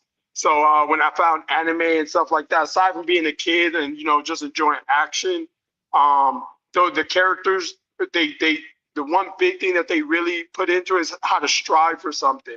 One of my favorite characters was Naruto growing up. And like for him, he was like the kid no one liked, no one wanted to be around, but he wanted to be the leader of his village. So he worked hard day in and day out, and eventually that was the end of his story. So for me, like I've always wanted to be my own Hokage or find my own One Piece. So yeah, man, they've pushed me beyond limits. And I know it's funny to think of a cartoon like that, but art imitates life, and life imitates art. So that's where I got that from. I'm a big arguer. For people that come to fights late. They get there for either the main event or they get there, for the main card. And it drives me crazy. First fight, you should have your butt in the seat. I don't know where you are on the card, but correct me if I'm wrong, you have 10 first-round finishes. Why would somebody come late when you're on a card? You know what, man? Unfortunately, because mixed martial arts, I wouldn't even say unfortunately, it takes time, but mixed martial arts is still a young sport.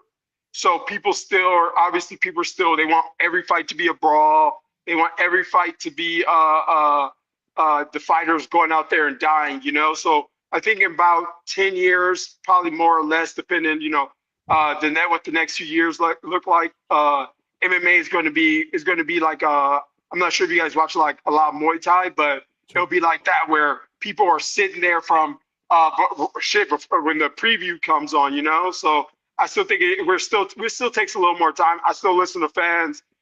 Excuse me, I don't know if I can say this, but twist his balls off, do this, pinch his nipples, bite him. Like I still hear that. So like as a fighter / fan, I'm like, yeah, we still got some years before we fully mature, you know. Well, but part of that is they're not real fans, real MMA fans, even from the very beginning, people know right from wrong. There's certain things you can't do in a legal sport. This isn't a street fight, but what's it like? Cause it still drives me crazy when you hear the Ric Flair woo or some of that stuff that really has nothing to do with MMA, but it's kind of funny. You know what, man? I love it. Cause I grew up on WWE too. So it was like, for me, any comparison to professional wrestling is a compliment. Like I don't look down professional wrestling because I know that it's elite. Those are elite wrestlers. You have to be not only an athlete, but you have to be a marketing man. You have to be an actor. You have to be everything. So it doesn't bother me, man. I think the only thing that bothers me is that the desire that every fighter has to go out there and fight the way the fan wants them to fight. Like people don't take into account styles, pedigree, where this guy comes from. Like if this guy wrestled his whole life, why would you expect him to go out there and throw haymakers the whole time? Like that's just not his background. You got to accept the fighter for who they are. If you don't like it, enjoy the sport more than each athlete, No, for sure. I totally agree. Go ahead, Matt. So we're talking to Chris Padilla, known as Taco. Talk about where fighters are from and what, where are you from? Not geographically, but like, where's your heart from? Like, where were you raised? What community do you vibe with? Because I got a map behind me of the globe, and I'm gonna thumbtack wherever you are from to represent your people. Hey, appreciate it, man. I'm from Gardena, California, man. My dad, he's from Meerschaert, Mexico, and my mom's roots is from Cameroon. So those are my two main. That's why I'm mainly compiled of, I would say. But my family is very diverse. But LA, Gardena, California, man, that's where you'll find me. Well, you're on the wall, baby. Right there you go. What can the fans expect when I call it Christmas? I call Fight Day Christmas for you fighters and for us media and for us fans. What can we expect when Christmas Day comes Saturday? Expect me to be relentless, man. With Ishmael Bafim in front of me, bro, I have to be undeniable and I have to be relentless with this opponent. He's very dangerous. He comes in with a very good boxing style. He's a wild man in his own right, but I just have to apply smart IQ pressure, and I'll break him down before the final bell rings. But if not, it's war if that's what it got to be. I tell him I'm here for the trenches. So whatever comes of that, it will. I'm going to do something right now I've never done. At least I don't think I have. Matt, correct me if I've ever done this before. Okay. We do a Victory Wednesday. Okay, so that means the fight had to have been last week. I've never invited somebody before their fight to Victory Wednesday until right now. So we would like to have you back on Victory Wednesday next week. Of course. Thank you, guys, man. I really, really do appreciate that. I'll definitely pop in. I'll probably be fatter. I'll probably be eating tacos. And I might be smoking a joint. So hey, be ready for that. As long as the language is better, you can eat, you can smoke, you can do whatever you want. Not getting us fined from FCC. If we just had smell-o-vision at the next Wednesday. It's Snoop-o-vision. It would be Snoop-o-vision. All right, Chris, thank you very much for your time. Enjoy the week. Enjoy the process. Have fun on Saturday, and we'll talk to you again next Wednesday.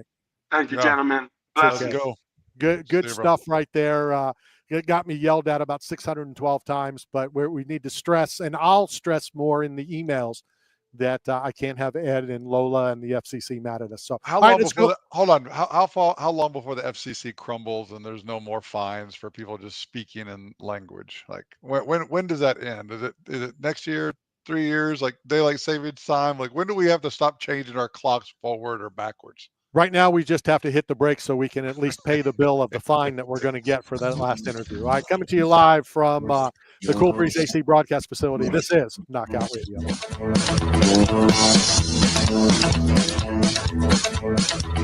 Hi, this is Wade Boggs, and you're talking sports with Randy Harris. Got bills and looking for work, but nobody is hiring? Staff Zone is, as the leading provider of commercial construction, industrial, and special event staffing throughout the Southeast. Texas, Las Vegas, Salt Lake City, Kansas City, and many other locations. Staff Zone has plenty of work for you, and they need you now. Don't wait. Go to www.staffzone.com and find a branch closest to you. Work today, get paid today. That's the Staff Zone way. You're hungry. Where do you go to eat? Berg Sports Bar and Grill. You want to have a drink? Where do you go? Berg Sports Bar and Grill. Having a get-together with the guys from the softball team? Where do you do it? That's right, Berg Sports Bar and Grill. Located at 1320 Central Avenue, St. Petersburg, right across from Tropicana Field. Berg's is the best place to take the whole family for food and fun. Going to a Rays game? Have dinner before the game at Berg's, and after the Rays win, come and celebrate with all your friends at Berg's, right across from the Trop. So come down and see Berg and the whole gang at Berg Sports Bar and Grill. Berg Sports Bar and Grill. Check out fantasypets.com, where fantasy meets cutting-edge technology. We create breathtaking 3D printed fantasy creatures that captivate hearts and minds. From the T-Rex to the dragons and the shark to the crocodile, every fantasy pet is a testament to our dedication and precision and quality. You can request custom designs and bulk pricing as well. Go to fantasypets.com. That's fantasypets.com. Conveniently located in Pinellas Park, Cool Breeze AC is just one phone call away. Reach them at 727-954-3605. And their highly skilled and knowledgeable technicians will be at your service 24/7, ensuring your ultimate comfort all year round. 8-Man Strong is not simply about the biggest or strongest. It's about those who have survived true lows, suffered, faced demons real or in their heads, and are fighting to come back against it all. If you live with a passion for greatness and strength and resilience towards all obstacles that may attempt to derail you, if you are bold and aggressive in the pursuit of the things you want in life, if you are meant to overcome everything that stands in your path of reaching your goals, then you are 8-Man Strong. Yo, Monkey Boy. Yo, what's up? This is DDP, Diamond Dallas Page, and you're talking sports with Randy Harris. Diamond Dallas Page is going to make you feel the bang. All right, we are back. Final segment of hour number 2, coming to you live from the Cool Breeze AC broadcast facility. I wanted to ask Chris some wrestling questions, but I was afraid of more fines. So I'm texting him and saying, hey, next week we got to, and it's all cool. So Chris said, absolutely. Things are good. Things will be good.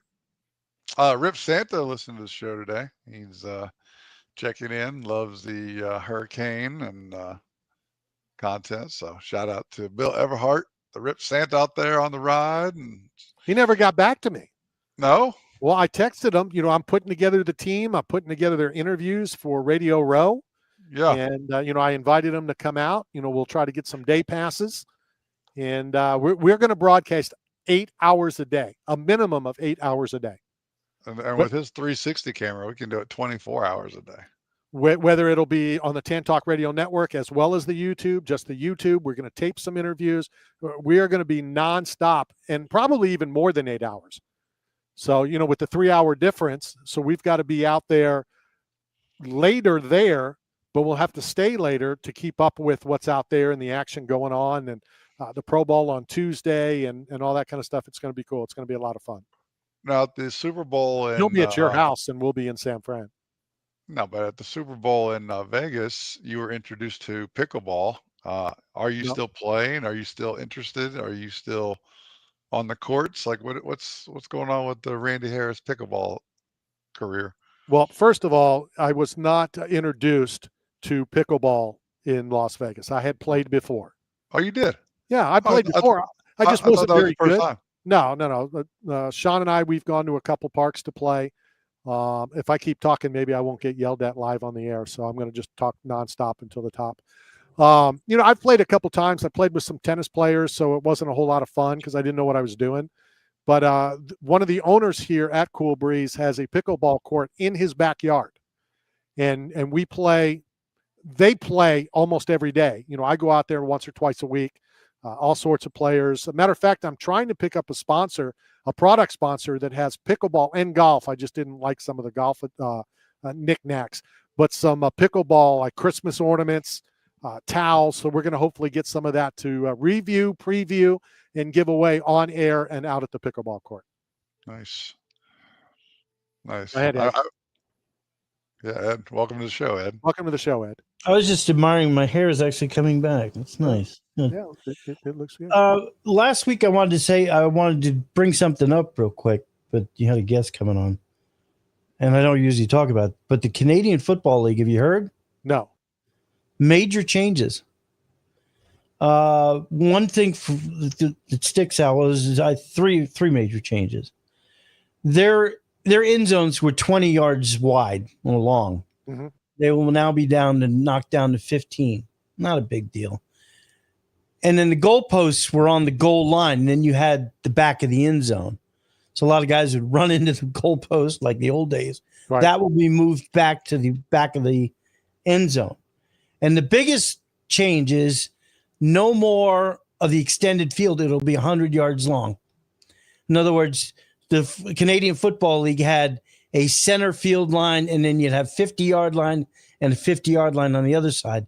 It will be just like the NFL, except their end zone will be, 5 yards deeper. Right. Do you know why they decided to make those changes? They didn't come out and say, but I think they're seeing the success with the NFL, especially overseas, that they want the Canadian foot. And I wouldn't rule out somewhere down the line, you're going to see an NFL CFL exhibition game. Do you really? I don't see that.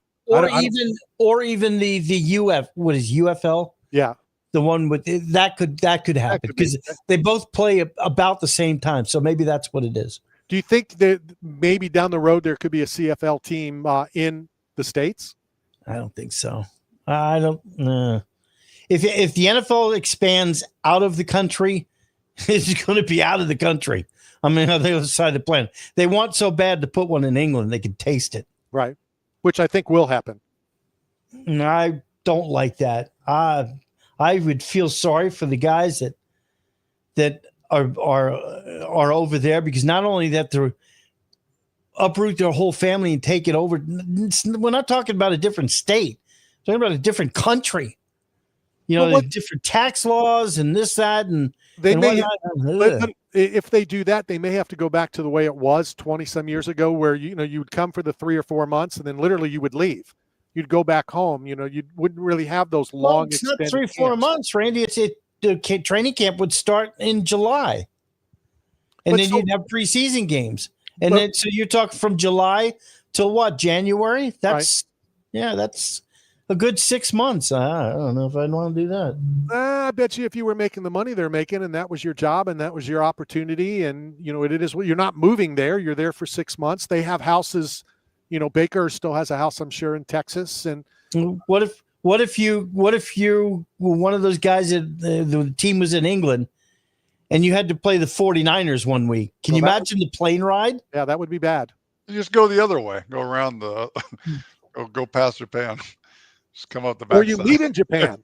No, you don't play in one. The game is in Japan. There was some other change. Oh, both teams will now the teams will be, the benches will be on opposite sides of the field, like the NFL. I didn't realize this, that in the CFL they're both on the same sideline. Do you think all the players up there know how many people are on a side? Remember, Caleb didn't know that it was a different number. It's not the same 12. number as it is here, right? 12, yeah.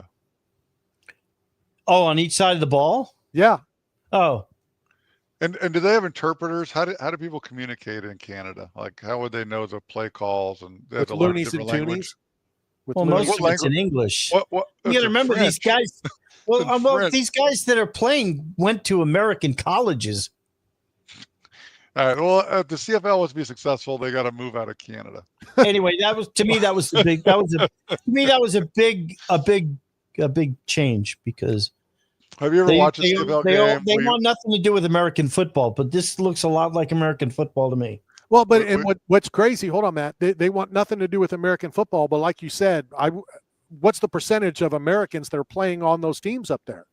Well, if they don't make it the NFL, that's the first place they go. Right. One of their biggest names, at least back in the day, I think he went by the nickname Pinball, is from Clearwater.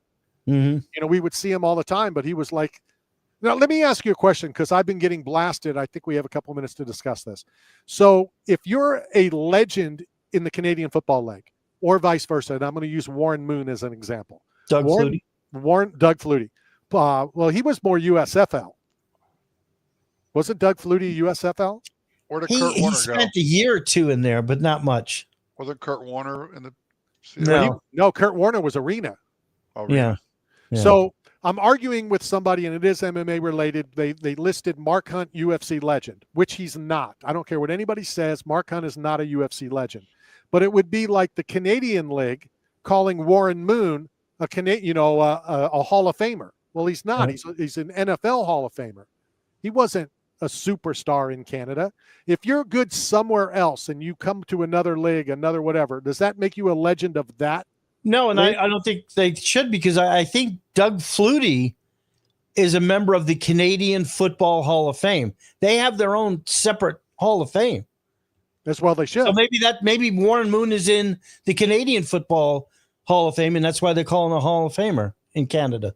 All right, I'll have to look that up. I know Doug Flutie's in it. I know that. I'm still going off on the tangent of Mark Hunt, who's 8-8 and 2 no contests, is not a UFC legend. He might be an MMA legend and probably is, but just because he was a legend over in Japan in Pride and everything in Japan doesn't make him a UFC legend. That's a different organization. So I was just trying to make that reference with, Yeah, I both leagues are different. I don't think you can. I don't think you can combine them. No. Are you? Will you be at the Bucks game on Sunday? I believe so. Going to stop by the tailgate? Free food, free drinks? Well, I don't think so because it's a 1:00 kickoff.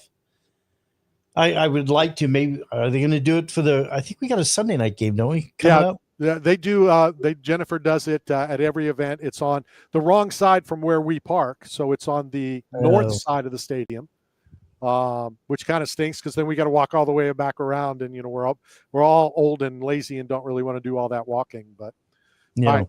What, Matt? You got that look? No, I was just shocked to know that there was 2 people in the Canadian Hall of Fame. I just didn't even know there was a Canadian Hall of Fame. Like, I don't know if anything's ever good that's come out of Canada except Justin Bieber. Wayne Gretzky. They actually have a lot of good players that just decided to stay there. Sure. And people don't believe that. Yeah, I mean, what they were the biggest fish in the pond. Why go? Why go be a smaller fish in a bigger pond? So it just worked for them. The money wasn't very good. I think Doug left, and they owed him millions of dollars, but they don't have the money the NFL does. Nowhere near it. There's numerous reasons. Do you know how many Harlem Globetrotters could play in the NBA? At least back in the day. Some of their bigger names, they didn't want to play in the NBA. They wanted to travel the world. They wanted to do the Harlem Globetrotter thing and the Harlem Globetrotter name, which has now been duplicated by the Savannah Bananas. Yeah. What's the Canadian currency? What do they use for dollar? Dollar is a loonie. They have their own currency. It's is it better for the No. athletes to get paid in loonie than it is in dollar? Well, when the Canadian dollar, I believe, is about 60 some odd cents to the American dollar. I want to say 67. So it's not a whole lot. You got to figure that 10, 15 years ago, it was above the US dollar at one time. That's when all the Canadians were coming down, right, buying all the homes. So that makes a big difference for athletes, contracts, for payment, taxes, I'm sure. That's why athletes moving to Florida, or getting picked up by a Florida team, it's better for them than other states. I would be terrified if I was in New York City right now with the mayor being elected yesterday. Well, no, your rent's free. Why would you be? It'd be perfect for you. You don't need to work because everything's going to be free in New York City. You don't need a home either. You don't need a home either because the bus rides are going to be free. You just stay on the bus all day. It's going to be crazy up there. It's a whole different show. Yeah. No, ain't that the truth? Yeah, but we should go up there and just do a 24-hour broadcast from the bus. Yeah, just don't get off. Honestly, that's what we did in Naples, Italy. Like, it was so dangerous to walk around the streets with all Somalians and Angolans on the street, like the street gangs. And I had my kids and my wife, so we just got on a sightseeing bus, rode around the city, and then got back on the train and left because we couldn't walk down the street without being heckled or followed or yelled at. Speaking of left or getting left, it's time to go left and hit the top of the hour break. This is Knockout Radio, brought to you by 8 Man Strong and Staff Zone.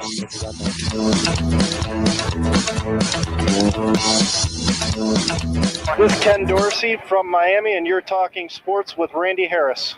8 Man Strong is not simply about the biggest or strongest. It's about those who have survived true lows, suffered, faced demons real or in their heads, and are fighting to come back against it all.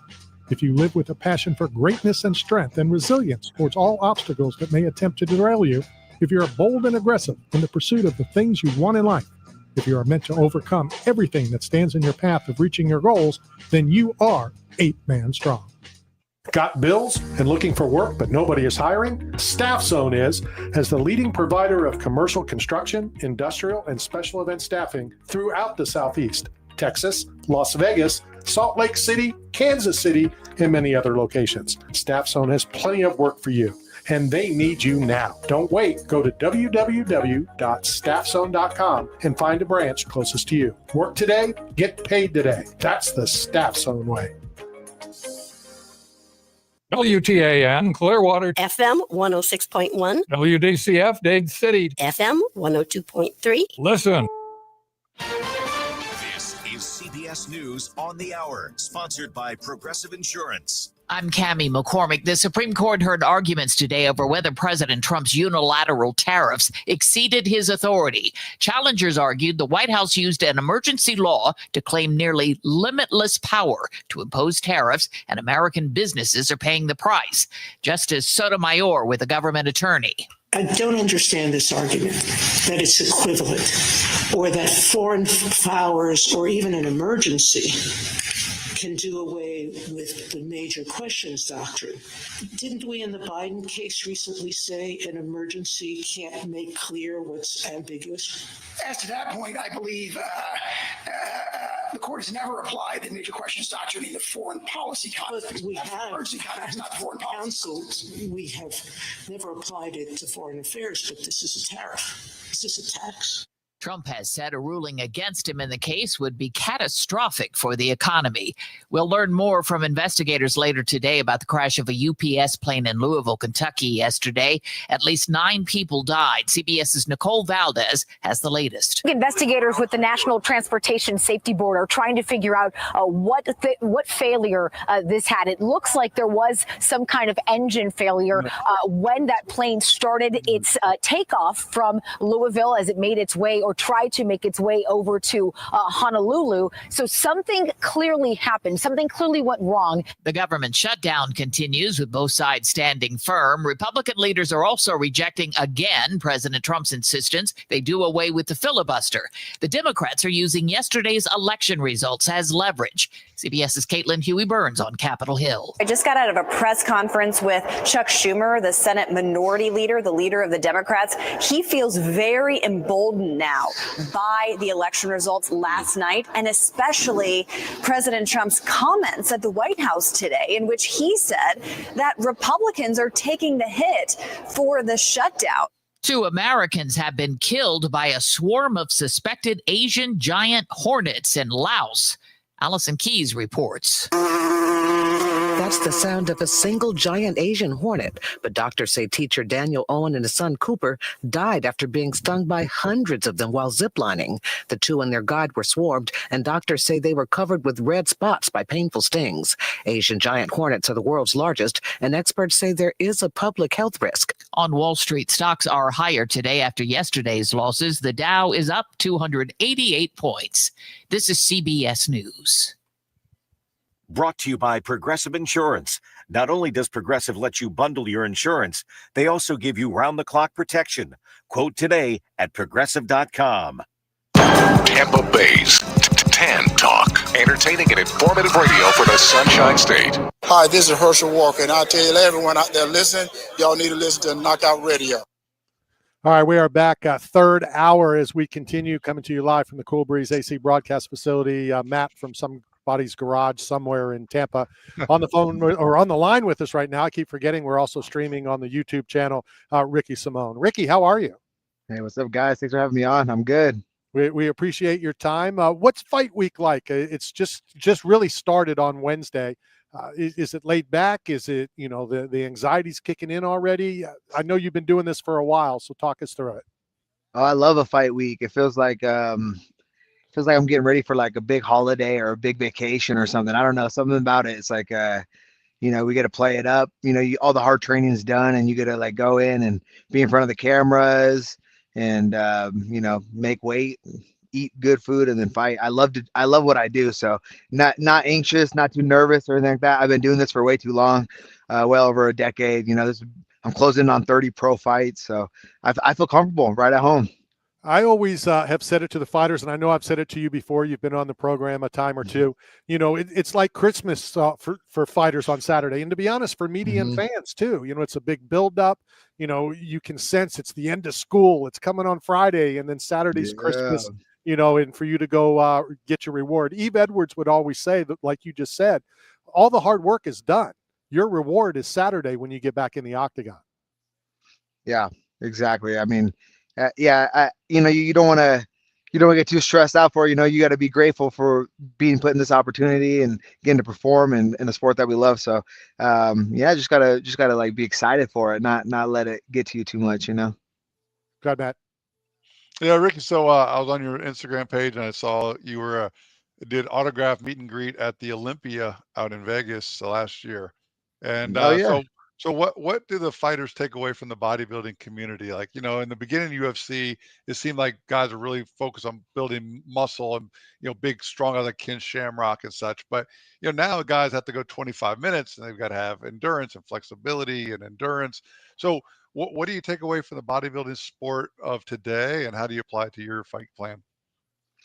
I think it's just like, it's just cool to be around similar fields where they have to be so disciplined on their training regimen and their diets. But I think it's a totally different thing. I was out there with a supplement company, True Performance, Drink HRW, slinging some hydrogen water. So, so I was out there, pushing the hydrogen water. It's great for all kinds of athletes and everyday people. So, but I'll give props to the bodybuilders. I mean, they're still beasts. It's cool to be out there and watch them do their thing. So talk about the hydrogen water. Are you ingesting it? Are you drinking it? Are you bathing in it? Recovery, for performance. Yeah. With True Performance, I use the tablets. So you can throw the tablets in and they create the hydrogen water right there on the spot. And also they have a bath soak you can do as well. And I just noticed a huge difference in my energy, in my recovery, my sleep, especially when I take the bath. If I have like something pulled or something tight, maybe I kick someone, have some kind of contusion on my shin, I get in that bath and I feel pretty good. I feel like it helps speed the process. What's the name of it? True Performance. True. I got to get in there. You have a promo code? Do you get credit for bringing on new clients? Do you have a I believe Simone 10 will get you 10% off. It might be Simone 10. I should know this. Simone 15. I don't work with them for years, but yeah. All right, here's a suggestion, Matt. Put in Simone 50. See what happens. There you go. or Randy's favorite number 99. Right. Simone 99 or Warren Sapp. So, Ricky, let me ask you this. He brought up, a different expo. You obviously sign autographs at the UFC Fan Expo as well. So, do you collect anything? Do you have an autograph of an athlete or a musician or something? And what is that one item, if there is one item, that you'd like to acquire? Let's see. Growing up, I was always into like the different sports cards and stuff like that. I like to collect them, but kind of got away from it a little bit. I think probably the best signed piece I have like a Rob Gronkowski jersey signed that my brothers bought me. I was a big Tom and Gronk fan back in my day. So yeah, that's probably like the coolest thing I have signed for sure. Okay, back in your day, I mean, they just stopped playing like 2 years ago. No, but that I was really on them like right after high school, like 10 years ago. You know what I'm saying? Like I used to be a fanatic with all sports. I grew up playing all sports, but once I became a pro fighter, all I do is watch fights. There's fights every week. You know what I'm saying? So like I've kind of fallen out of watching all other sports, but I'm still a sports fan in general. back in Randy's day, it was Cain and Abel. So if you were to don't play into it. Don't laugh at this. So if you were to get a box of cards to open up and have a good time with, and we're going to have Ryan Wesner on, because I opened a box of UFC cards the other day, and it's a long story. We'll talk about it later. What would you want that box to be? What sport? Not necessarily what company or what year. Would it be football, because you said Rob and Tom, or would it be something else? No, it would be, at this point, it'd be UFC. I would want all the UFC cards. Like it's my favorite sport. It's what I do, and it's cool to see that progression of like the sports cards in our market. Okay, have you been opening the UFC product, whether it was Topps before and then it went to Panini, and then I think it just came back to Topps? Have you opened any? Yeah, I think I had a Panini deal. Now this year I've had a Topps deal, so I've been trying to buy some and score some of my own cards, even because I don't get any. So I'm trying to come up on one of my own cards. That way I can give it to my daughters or my family or something. Well, when I have Ryan on, I'll see if he has any of your cards. I'll try to grab a box for you. We'll send it out to you. You can open it up. I opened up a box. I don't open boxes. I just collect sealed boxes. So I went in. I have all the original stuff in a safe. It's some good stuff. Oh, that's cool. And I've never hit anything really cool, and I don't want to disrespect anybody and, blah, blah, blah, blah, blah. So I opened up a box for the first time in years, and I got a Marab autograph card, and I'm like, this is awesome. This is so cool. Do they tell you like what color pen to use and where to sign and all that kind of stuff when you're signing the deal? Yeah. They, in the instructions, that they send specific pens you have to use, and they tell you exactly where to sign, and they give you all that. So they're kind of strict on it.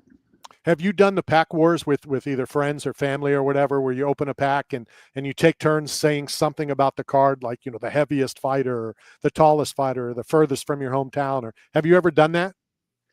My wife and I have opened cards before and just kind of played like war, like who we thought would win. Like you get to draw one card and the next card is it. You don't get to see who it is, and you just keep putting it down. We do that sometimes.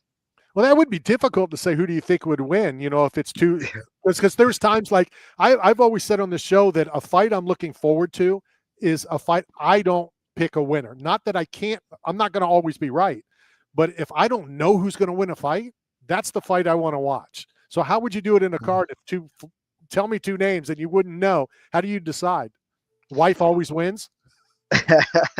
We both kind of like we kind of talk about the strategy, and also sometimes it'd be a weight class. Sometimes I'll put out and it'd be like a 125 girl, and she'll pull out like a heavyweight, and I'm like, okay. You win this one, I guess, So, but yeah, if it's like a good matchup, similar weight class, or even like even if it's not, we just kind of like talk through, wrestler, striker. I think I would outcard you, something like that.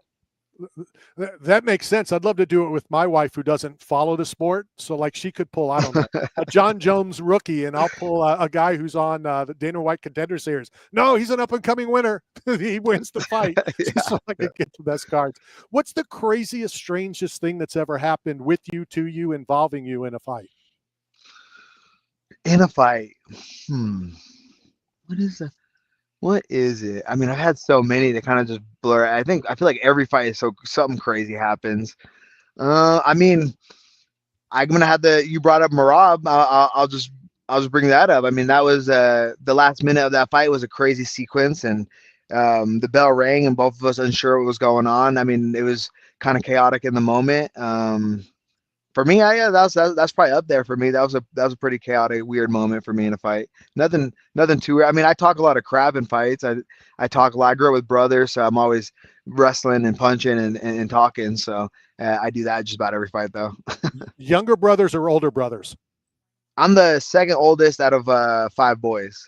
Okay, yeah. So you had the unfair advantage. Okay. Mm-hmm. You know, I'm the second oldest of know. mine too. So yeah, you know, when you're a little bit older, or we'll say supposedly wiser. Even the older brother's the younger brother. He's only 17 months older. We hashed that about like finally around like 11, 12 years old. I'm like, okay, I got you now. So it's just been war. That's how I think that's how I became a fighter, because we grew up fighting. So exactly. Give me your thoughts on your opponent. What can we expect on Saturday? Man, he's super tough Brazilian, man. He's very, very good. He's been around for a long time. We've been around similar amount of time, similar amount of fights in the UFC. He has several fight of the nights. I have fight of the nights. I think it's just when I look at the card, I see this fight and I'm just like, you know, it's not like I want a performance of the night, but you know, like sometimes you're like, oh, this might be one of them fight of the night style fights, you know. So we both bring it. He's tough. He's great everywhere. Yeah, I'm super excited about it. Is it possible? Well, one more, Matt, and I'm sure you have something. Is it possible when you think that before the fight starts, that then you overthink it during the fight, and you're not just letting the fight, you know, flow like it normally would because you're trying, whether it's the bonus or make it be that type of fight? I mean, you can get caught up in that for sure. But I always say, like, I think I'm good enough to make like a quick finish happen, but I'm always going to be prepared for like a kind of like drag out style war fight, no matter what, you know, just in case. Matt? Yeah. So Ricky, so when you talk about growing up, where is that place? Like, you know, not necessarily the city where you pay rent, but what community, what place, like, you know, does your fight style come from, where you find your grit, your determination? Because I got a map behind me. I'm going to put your thumbtack on the wall. So wherever Ricky Simon's from, we're going to put it on the map. Yeah, I'm from Vancouver, Washington, right across the bridge from Portland, Oregon, and I grew up, you know, in the wrestling room right there in Vancouver and in Portland. So I mean, that's where I got that grit. My dad's from Puebla, Mexico. My mom's from Idaho. So I just learned from a young age what real hard work is, and lot of different struggles, you know, growing up. But like my parents were always the rocks in their family, in my opinion, and I don't know, I think watching my dad especially work as hard as he did, like that's kind of, you know, and then also being in the rest room, and I just always knew like I can overcome whatever with some hard work, you know. Yeah, good stuff. Correct me if I'm wrong. You have a daughter. Is it only one daughter? I have 2. I have a 3-year-old. You may or may not remember, we always like to send a thank you gift, whether it's from 8 Man Strong or whatever, but I've since picked up, it's a company called Fantasy Pets. Matt, go ahead, show the pet, since you stole your daughter's. Well, my daughter doesn't know how to defend a rear naked choke, so I took it. So it's these cool fantasy 3-dimensional pets. So that's cool. I'd like to send, you know, both your daughters one. They're cool displays. They can play with it, whatever. Thank you for you taking your time, and then we'll send the care package of the other items as well. Have fun. You know, this is, you know, it's Christmas week, Christmas Day on Saturday. I appreciate that. Yeah, thank you. All right, take care, Ricky. Thank you. That is Ricky Simon. Simone gets back in the octagon on Saturday. I cannot wait, and I can't be late. So let's go hit this break, and we'll be right back.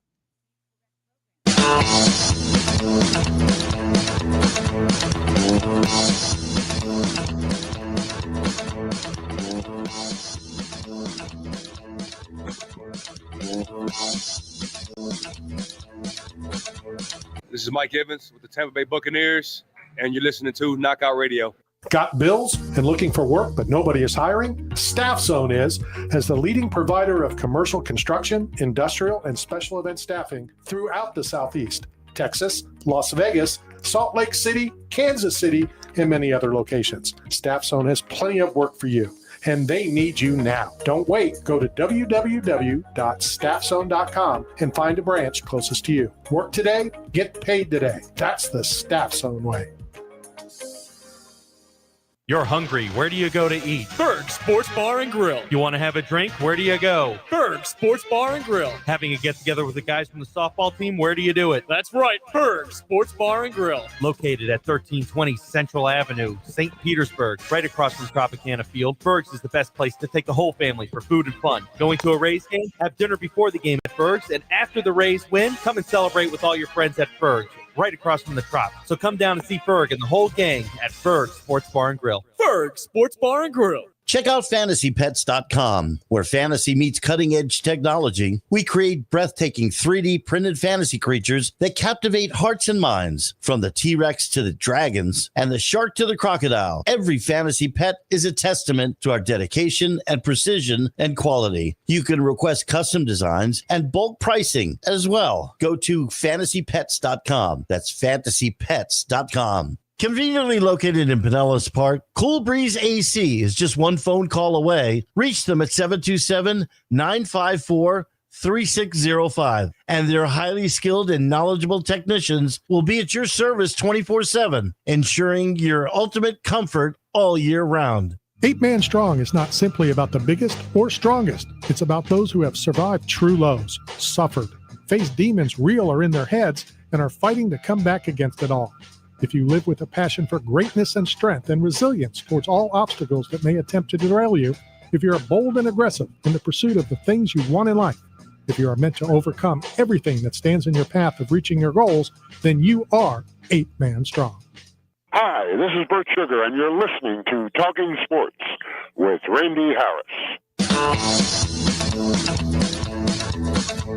All right, we are back, coming to you live from the Cool Breeze AC broadcast facility, 727-954-3605. You need any AC work, these are the guys to call, absolutely.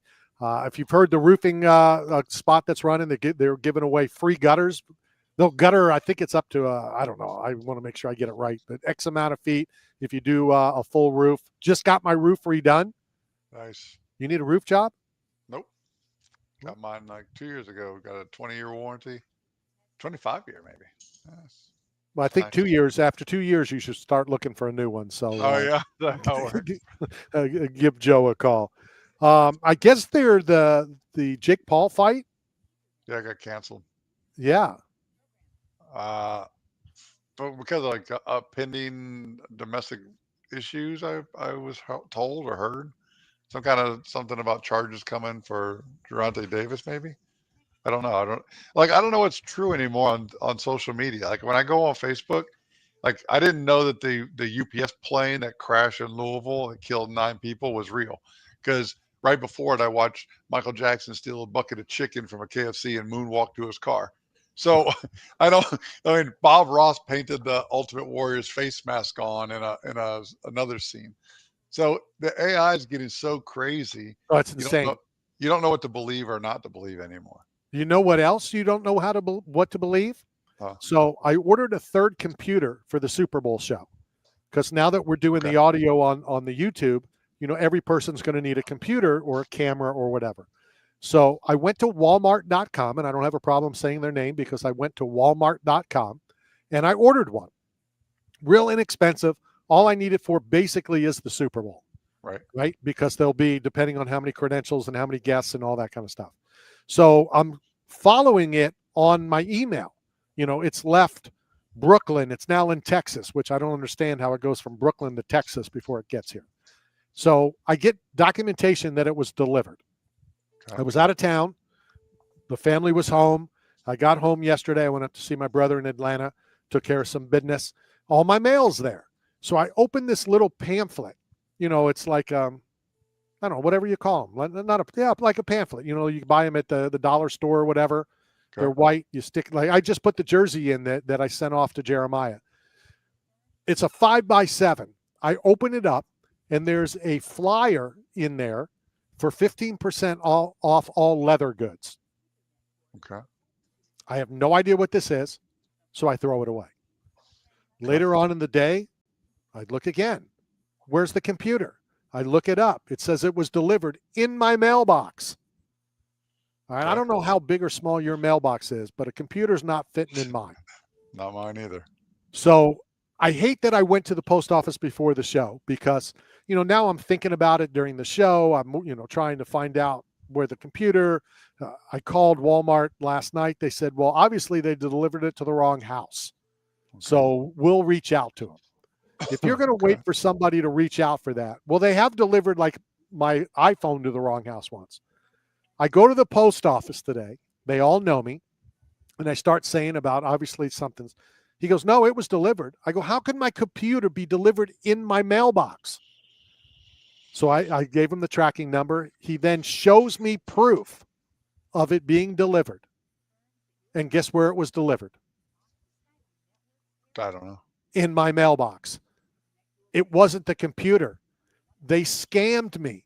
Walmart didn't scam. Walmart got scammed. Oh. So one of their vendors was selling these computers, and that document, because he showed me the photo. I go, that's the thing that had the 15% off the leather goods. They sent me a flyer as my computer. Wow. How about that? Wow. I'm like, I didn't buy it from a third-party vendor. I bought it from Walmart. It's so hard to know what's real or not. But it was was through Walmart. So it wasn't crazy. Even, I'm not going to say the other ones because I don't want to get sued, but the one that people buy from, and it's cheap products and whatever. Yeah. So they got scammed, which means I got scammed, which goes back to what I said to you the hour one. You get a bad pizza from Torta Pizza, it falls on you. It doesn't fall on the person who made it. Sure. The help, or whatever. I've been getting that itch to cook again, though. Oh, God. I mean, I've had a couple of people reach out with some opportunities, So just scratch your left elbow and move on. I mean, but look, I was great at what I did if I was there. Well, that's the problem. I mean, if I could have a restaurant that's open 3 days a week, serious, I'm using this as a template because there was a donut shop in. Can I say this real quick? Can I say this? You know who else is really good when they show up? Leslie. Yeah, well, she's on break. But there was a donut shop in LA or in San Francisco. No, it was in San Diego. And they made just enough donuts to cover their lifestyle, to cover their rent, the overhead. And that was it. When they made the donuts, that was it. First person in line bought everything at 4 a.m. They didn't make more. They didn't stay open later. When it was gone, it was gone. Then they went surfing and they just hung out with their buddies. So if I could have a restaurant that's open 3 days a week, Friday, Saturday, Sunday, or Tuesday through Friday, something where it wasn't like a consuming all of my life endeavor. And I make a certain amount of pizzas, and that's it. When it's gone, it's gone. I would entertain the idea, but it'd have to be outdoors. It'd have to be a food truck, sorta. It'd have to be like an outdoor thing, because I can't be inside. It's too toxic. Breathing in all the vaporized grease and the flour, it's not good for the human respiratory system. You wouldn't breathe all that on a food truck doing the same thing as you would do in the store? I'd mask up. I would learn from the mistakes that we didn't know growing up in the industry. I would protect myself, because before COVID, you couldn't wear a COVID mask without looking like you were terminally ill, where you were going to contaminate people's food or the public at large. The only people who wore COVID masks before COVID was Michael Jackson dangling a baby off of a balcony, or Asians, or people walking around in smog and you would see on TV and such. But if you were like a guy working in a restaurant wearing a COVID mask, it was an indication you were chronically sick or terminally ill. So now it's normalized. Now you can actually take care of yourself. And like in the fight game, you could protect yourself at all times, and it wouldn't hurt your bottom dollar or your revenue, because now people have personal expression or personal, care. But that would be the only way to do it. And I would absolutely insist on wearing gloves, because you absorb more through your skin than you actually breathe in, because our skin is our largest organ. Well, I would much rather people wear gloves. That's first and foremost. But on the same line, we assume that. I assume that, right? But then people use gloves, and then they go use the cash register and ring it up. Their gloves are still on. Right. They collect money. They give you change. The gloves are still on. They go and they write a check for the flour and crap they just bought. Well, they sneeze into their hand, or they scratch their armpit, or the glove becomes contaminated, and right. Yeah, it's the same thing. But I don't think people realize by vaporizing the grease from a flat grill or like a fryer, one, to clean that grease, they use chemicals that you heat up at 550 degrees, and then that vapor becomes airborne. So the the job itself is so hazardous that if chefs knew how dangerous the job was, they would either expect hazard pay, kind of like the Elmores, like Chris and Melody, like they work in nuclear facilities. Like they have a risky career, but I'm sure they're paid and compensated very well for the risky job. Hospitality should get more money per hour for employees for the risky career that they do. You were the owner, so you should have paid your employees more money or money at all. I if I could go back now, I absolutely would have. For sure. Oh, it's easy to say that. It's easy to say. Well, yeah, because it's already hindsight, right.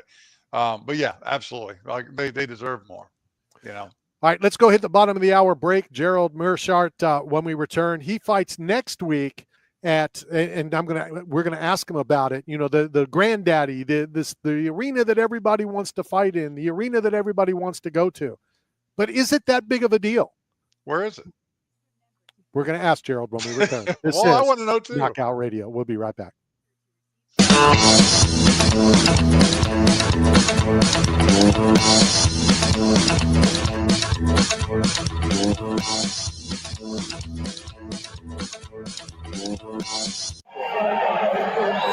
What's up, guys? You're listening to Knockout Radio. This is the Russian Hammer. Choo choo, motherfuckers. Got bills and looking for work, but nobody is hiring? Staff Zone is, as the leading provider of commercial construction, industrial, and special event staffing throughout the Southeast, Texas, Las Vegas, Salt Lake City, Kansas City, and many other locations. Staff Zone has plenty of work for you, and they need you now. Don't wait. Go to www.staffzone.com and find a branch closest to you. Work today, get paid today. That's the Staff Zone way. This is Randy Harris for Mick for Hair at Got Split End Salon in Pinellas Park, our official hair care and grooming provider who caters to everyone, women, men, kids, and senior citizens in an affordable, upscale environment staffed with the most talented professionals in the business. Visit Mick for Hair at Got Split Ends today at 4376 Park Boulevard in Pinellas Park, or call them at 727-290-9873. At West Florida Roofing, they know how much of a financial burden a new roof can be. So not only do they offer extremely competitive prices, but they are offering up to 130 feet of gutters and downspouts. There you go, 130 feet. With a full roof replacement. Plus, financing is also available. I recently hired West Florida Roofing to replace my entire roof, and I couldn't be happier. From contract to cleanup, they did an amazing job. Call Joe today at 813-282-4000. Experience the charming Country Depot gift shop located in the heart of downtown Brooksville, located at 36 North Broad Street. From sports memorabilia to antiques, from handbags to one-of-a-kind art and decor, the Country Depot has it all. Check them out at countrydepot.com, Country Depot on Facebook, or stop by the store at 36 North Broad Street in downtown Brooksville. 8 Man Strong is not simply about the biggest or strongest. It's about those who have survived true lows, suffered, faced demons real or in their heads, and are fighting to come back against it all. If you live with a passion for greatness and strength and resilience towards all obstacles that may attempt to derail you, if you're bold and aggressive in the pursuit of the things you want in life, if you are meant to overcome everything that stands in your path of reaching your goals, then you are 8 Man Strong. Hi, this is Bob Eubanks, and you're listening to Knockout Radio. Good old Bob Eubanks, who we met at the comic convention at the Tampa Bay not community center. What's it called? What's the convention center? Convention? No, the convention center. Yeah. Tickets go on sale next week. I think he said 25% off. And if you know you're going to go, I know we'll have tickets to give away, but why take the gamble? Buy some tickets, meet us there. We may even have a booth there next year. Well, yeah, we should. I mean, I'll be there. So, hopefully I'll have another room and conference, and I'll have time to promote and bring people and fill up that room even more. Speaking of promote and bring people, this Sunday out at Tampa Stadium at Raymond James Stadium. Let's get their plug in since they pay a lot of money to the Bucks and to the Tampa Bay Sports Authority. Another awesome tailgate put on by Jennifer, a realtor at Remax Realty Unlimited in Tampa. Free food, open bar, free Buccaneer fanny packs until they run out. Same with the food and same with the alcohol. So what do we do? We just show up and just say Knockout Radio sent us, or how does it work? Honestly, just show up. If you want to say Knockout Radio, feel free to do it. I'm going to try to get a banner out there as well. But she's just trying to meet people. She's trying to schmooze and have a good time and have people have a place to go. And the difference is, and this isn't a dig on any of the others, there's some friends of mine that run the other tailgates. The difference is this food's free. So is it just before the game? Like when the game starts, does everybody run inside and watch the game? Like, or does this one go throughout the game where you don't even go in the stadium? That's a great question. I'll ask her tomorrow. She comes back in town. I went before the game. Last time I went, it was for the Italian sausage sub, which were outstanding, by the way. But speaking of, we won't talk any more food. We're going to talk about badass right now. Our good friend, Gerald Meerschaert. Gerald, how are you? I'm good, man. How you been? Not too bad. Normally we wait till fight week. Don't be surprised if you're on the list for next week to be on too. I was just jumping the gun to make sure you came on. I'm just curious. I know that I'm different and things don't, it's Madison Square Garden. I got to walk around it. I got to this, I got to that. But it's Madison Square Garden next week. I don't think you fought there yet, have you? Nope. That's one of the last big American stadiums I haven't been in, so I'm looking forward to that. So, and that was my question. Is it a big deal? It's the granddaddy and, it's the greatest this, greatest that. Or is it just another arena? Yeah, it'll be cool, but a fight's a fight. I'm definitely more focused on the fight, obviously, but it is like a cool thing to be able to go there. And I'm going to do my best to take it in and just kind of enjoy the moment of being at Madison Square Garden and getting to perform there in front of a live crowd. So I'm not definitely not taking it for granted. Have you in the past, I don't know what would be considered, as big, I know being in Vegas is big. I mean, do you walk around it? I don't think I've walked around the entire MSG. That's just me. I regret it. I'm going to be honest. I regret it, but I don't do it. Yeah. So I've done the Pfizer here in Milwaukee, and that's, hometown for me, which was cool. And you don't walk around it necessarily. They kind of, you go all through the back because they got to take you to different areas and stuff like that. I did the United Center and I trained in Chicago. So that was kind of another hometown thing. United Center, you don't really walk around outside of it. There's not much to see in that immediate area, but MSG, I'll have to see where it is in relation to the hotel, but maybe check out the area, but I'll see a lot of the arena, I'm sure, once we get there. Well, then again, with what, I don't want to get political, but with what happened yesterday, you might not be doing a lot of walking around either. But that's another story. I don't know if I've talked to you. Do you still play the sax? Very sparingly, but yes. Oh, see, I was hoping it was going to be a little bit more because I'd like to set up cool things for my friends and guests that come on. And I'd be curious, would you be willing at some point, you might need to practice to catch up on it, but to like play a national anthem at a ballpark, on the sax? Oh, yeah, I could definitely do that. Yeah. So do you want me to try to set that up? Keep in mind, I don't live in Florida anymore. No, I know. So, yeah, I know. But it might be kind of a drive. But yeah, if you find a place that wants me to do it, I'm down for sure.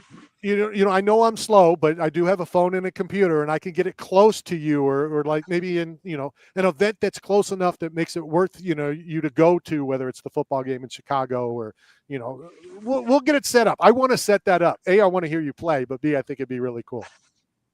Yeah, no, I'd definitely be down for that. Go ahead, Matt. What's up, GM3? Welcome back to the show. You're climbing up the ranks. Usually it's Ryan Bader, or Tito Ortiz have kind of been our longest running, most appearances on Knockout Radio. You're definitely climbing the ranks. A rank that I didn't know until I went to your Instagram. I didn't realize you were tied for top 3 of most submissions in UFC history. That's incredible, bro. That's incredible. Yes. I mean, that with the names of Oliveira, Damian Maia, like Jim Miller, Nate Diaz.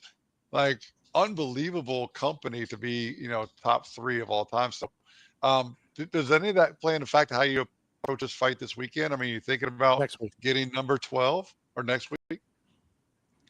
I mean, I definitely like to. So yeah, I top 3 for overall, and then I have the record for most submissions in my weight class and most finishes in my weight class, which is no small task because the number 2 is Anderson Silva, and he used to knock everyone out. So that was a hard one to get. But yeah, if I could, I don't know if I'll have enough fights before I retire to necessarily catch up to Oliveira. It'd be great if I did, but yeah, I feel like I could at least get a few more and get tied for second or close to it.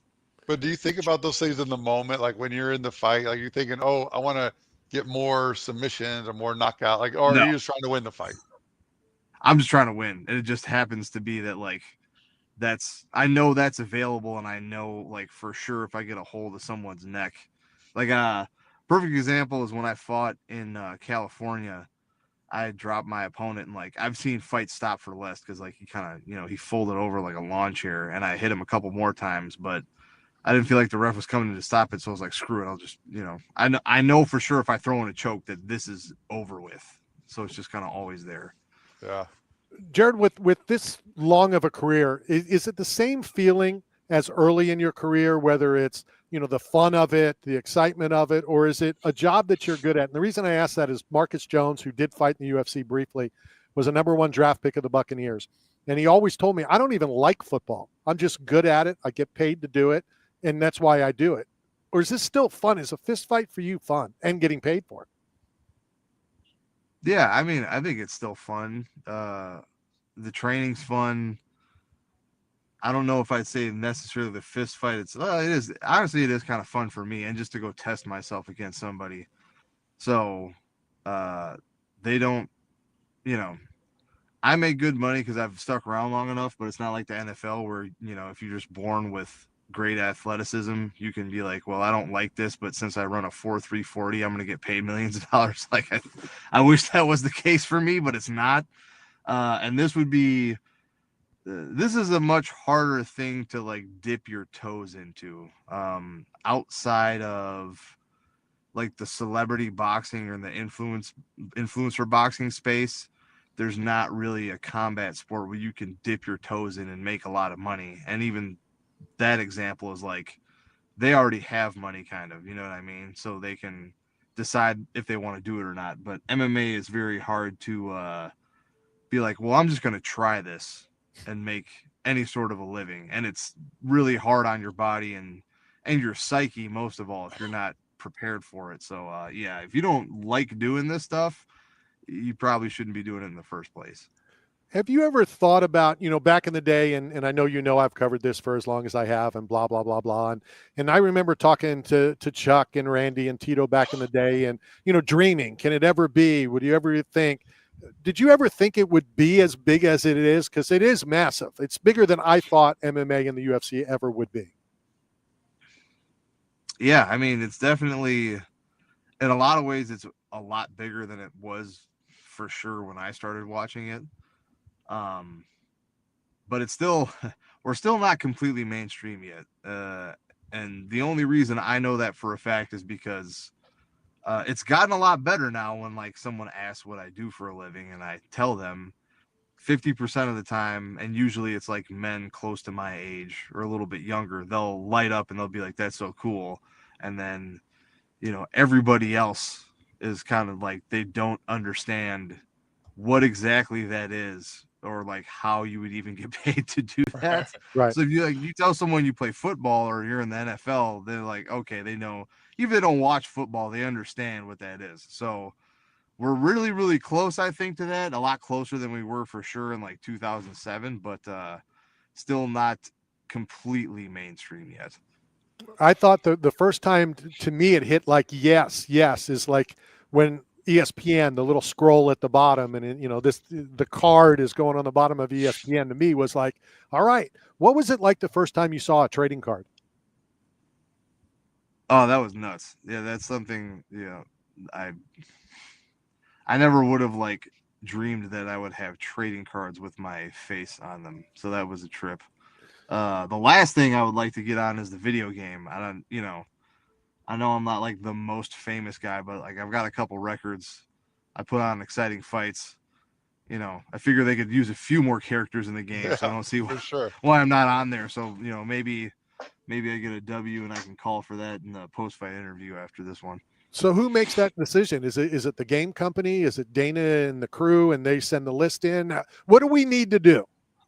I don't know. I've done all the like photographs and like the motion capture and everything. I genuinely have no idea.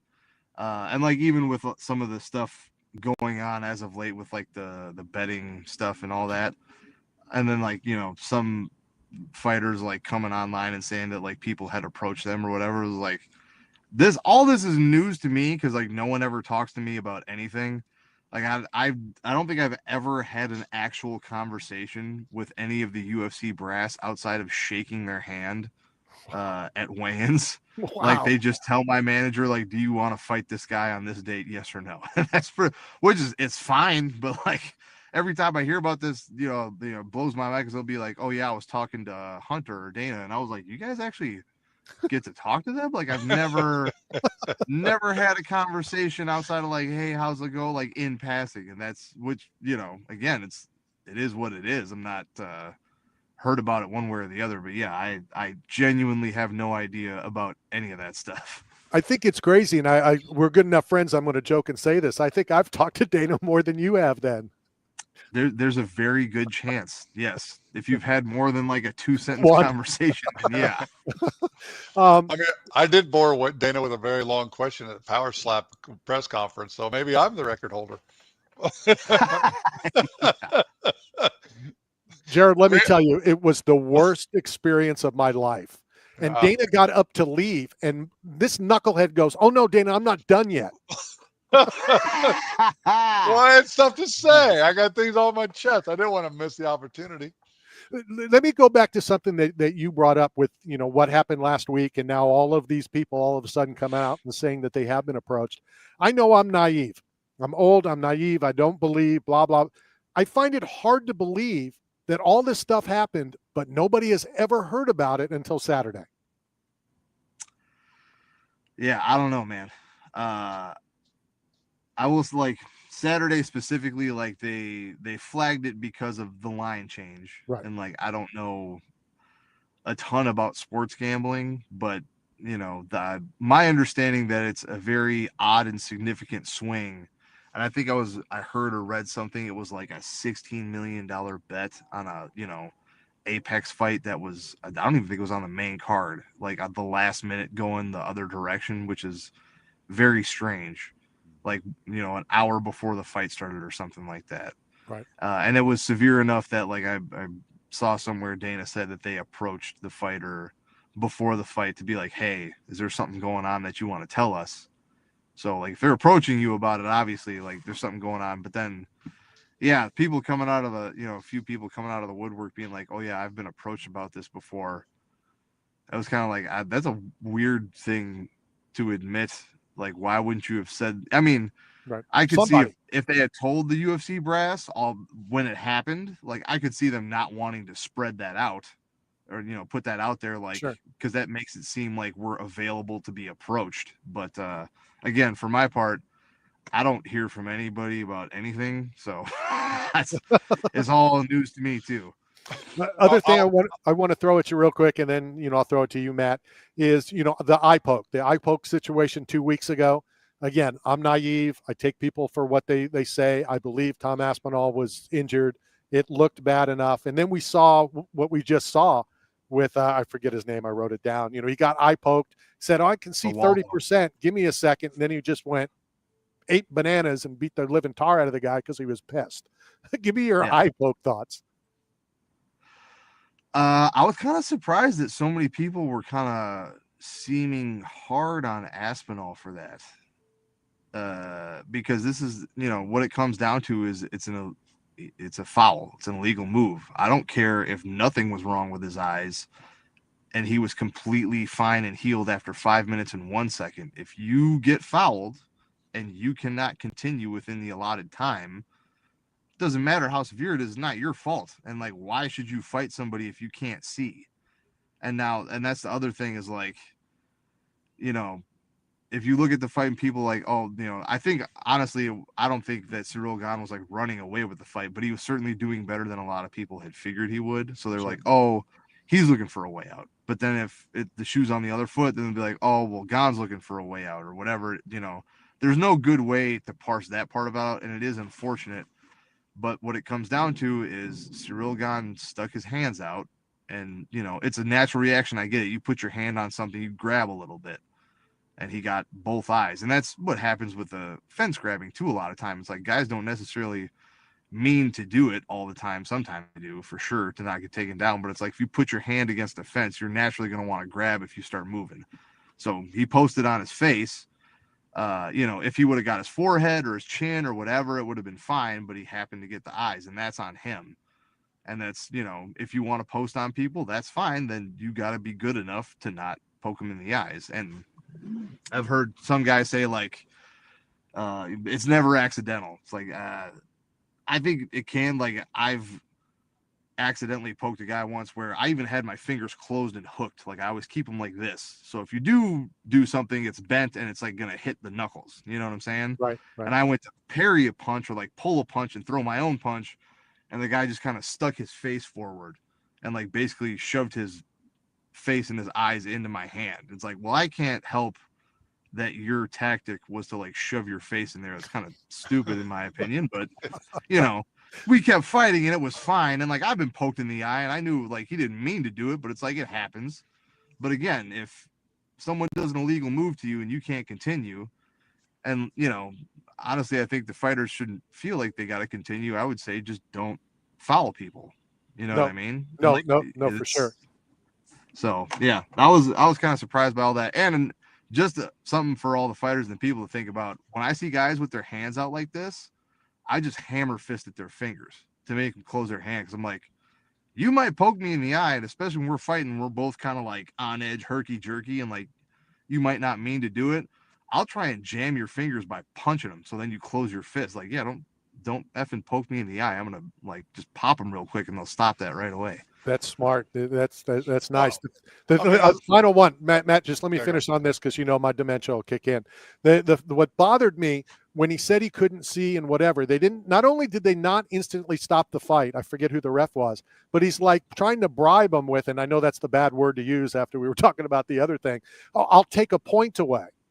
Well, first you should take a point away before you even, in my opinion, it should be an automatic. It's a point. It is what it is. But he's trying to like, well, if I take a point away, will you continue? Well, I still can't see, but to me, that really bothered me. Yeah, no, you know, every ref is a little bit different, but you just got to remember as a fighter, like you get 5 minutes. If you need 5 minutes, take your 5 minutes. And then on the other hand, with Waldo, you know, props to him for fighting. But again, that's his choice. If he chooses, he wants to fight. And like I've gotten poked in the eye and I chose to fight. And however it goes, like that's good on you, but it shouldn't be looked negatively upon to elect not to continue if you are genuinely at a disadvantage. And I know I'm gonna be the bad guy, but you know, when you start the fight, you gotta protect yourself at all times. And the Three Stooges is still the best defense for an eye poke. Because right here, you cannot, it's safety first. So, you know, I don't know. Well, the caveat to that is they're also punching. So you can do this and then you can't block punches or see them coming from either side. So yeah, go ahead and try that when someone can punch you in the face. Oh, that's crazy. No, but on a serious note, because I got to go get my kids. I just want to say this just because of the sport. We know a lot of fighters are going into fights, life and death, and you know, the sport is bigger than it is. But at the end of the day, we lost a legend of the sport, Duke Rufus, recently. Just want to give you a platform to say your thoughts on the legendary career of an impact of what he had on the sport and on your family and your life. Yeah, I mean, really, really sad for the entire team and like a lot of guys that I really bonded with as brothers. And that was one of the big things that, you know, for all of Duke's techniques and how good he was at breaking down, especially striking and fighting in general, and like passing that on to people. He was, even better at bringing people together for a common goal. So it's definitely tough. I'm glad that I'm living back in Wisconsin when it happened to be kind of close to some of the guys that, have been around it for a while. But yeah, it's definitely gone too soon. I think he was 55. He's got a young daughter he left behind, and, however many fighters that are still at the gym. And, like you said before, my life would literally not be what it is had I not met Duke Rufus and trained at Rufus Sport. Before I got into the UFC, I was there. And then through like most of my UFC career, helping guys like Ben Askren, Tyron Woodley, helping Anthony Pettis, Paul Felder, and then a lot of other guys that, were up and coming or like right there in the mix. I would not have the life I have had it not been for Duke Rufus. I think it's important to jump in. I know you've told this story, Matt, obviously Gerald, and a lot of people wouldn't know. He was great, awesome, to the fighters at the gym, but he was awesome and great to everybody else. Matt just drove in off the street from Florida, stopped in to say hi, and he treated him like he treats you. And to me, I think that's important to say that Duke was a fantastic human being to everyone, not just people he knew or his fighters. Amen. Yeah, they're very nice to anyone who came in the gym, and to the point that there was never a short conversation with Duke. If you met Duke, you were on the hook for at least 30 minutes. Good stuff. Gerald, I know it was on short notice. Hopefully you're on the list for next week so we can talk about the fight, because we didn't talk about it at all, which is perfect, with me as well. Enjoy the week. Hopefully you'll have fun in New York and get that big victory next week. And hopefully we'll have you back on the schedule next week from the UFC. Yeah, absolutely. Appreciate you guys. Take care. Always love having you on. And Matt, you're right. Gerald is definitely moving up that list of being on the show. I wished I would have kept all those things. I never thought about that kind of stuff. I never thought at day one to log into this and to that, but it is what it is. All right. I know you got to go. So speaking of logs, there's a new documentary, Pamela Anderson. She found like all of her VHS tapes, recordings of her career and her marriage to Tommy Lee and their 4 marriages. And so the documentary out, I just started watching it yesterday. She starts playing all those old clips and then talking about her life. So maybe the first best thing to come out of Canada, not Justin Bieber, maybe it was Pamela Anderson. No, I think it's Michael Bublé. I don't know who that is. You don't really know who it is? Is that a singer? He is a singer. Okay. And I saw him. He was on whatever it was at the time. Regis Kelly, Regis, Kathy, Steve, Michael, Bob. It was one of them. And they would spin this thing, which, by the way, my daughter was supposed to spin it one time. And if you answer a trivia question correctly, you would win a prize. And the prizes are normally a trip, a cruise, or this, that, the other. So he was a guest host. So it must have been for Strahan or whoever the male was. And the person went to answer and missed it. And this is when I became a Michael Bublé fan, and I think I only know one song that he sang. He felt so bad for the person that answered it wrong, he got them a cruise.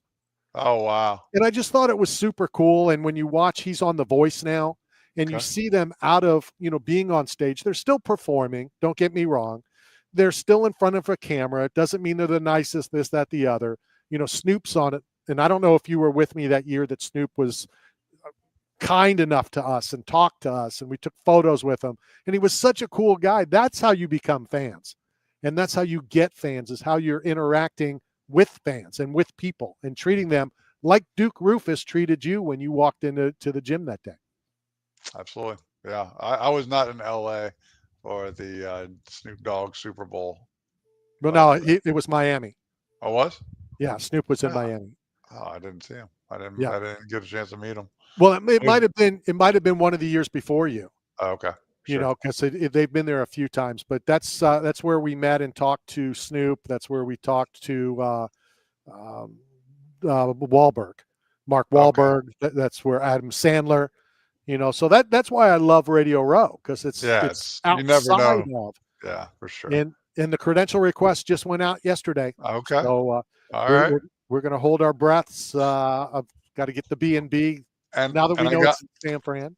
And I got you connected with the Munch guys. The email just came in during the show, so I'm going to send you a connection email. So they're based in San Francisco. We'll hopefully get some conversations going and have a good time. Good stuff. All right. Well, it's been a pretty cool show with the exception of Leslie's internet and the Humane Society. Somehow she tapped into Leslie's internet and it caused all that problem. Yeah, we tried to put Leslie down in this show, so it's going to go down in history as like euthanizing our meteorologists. All right, go get out of here.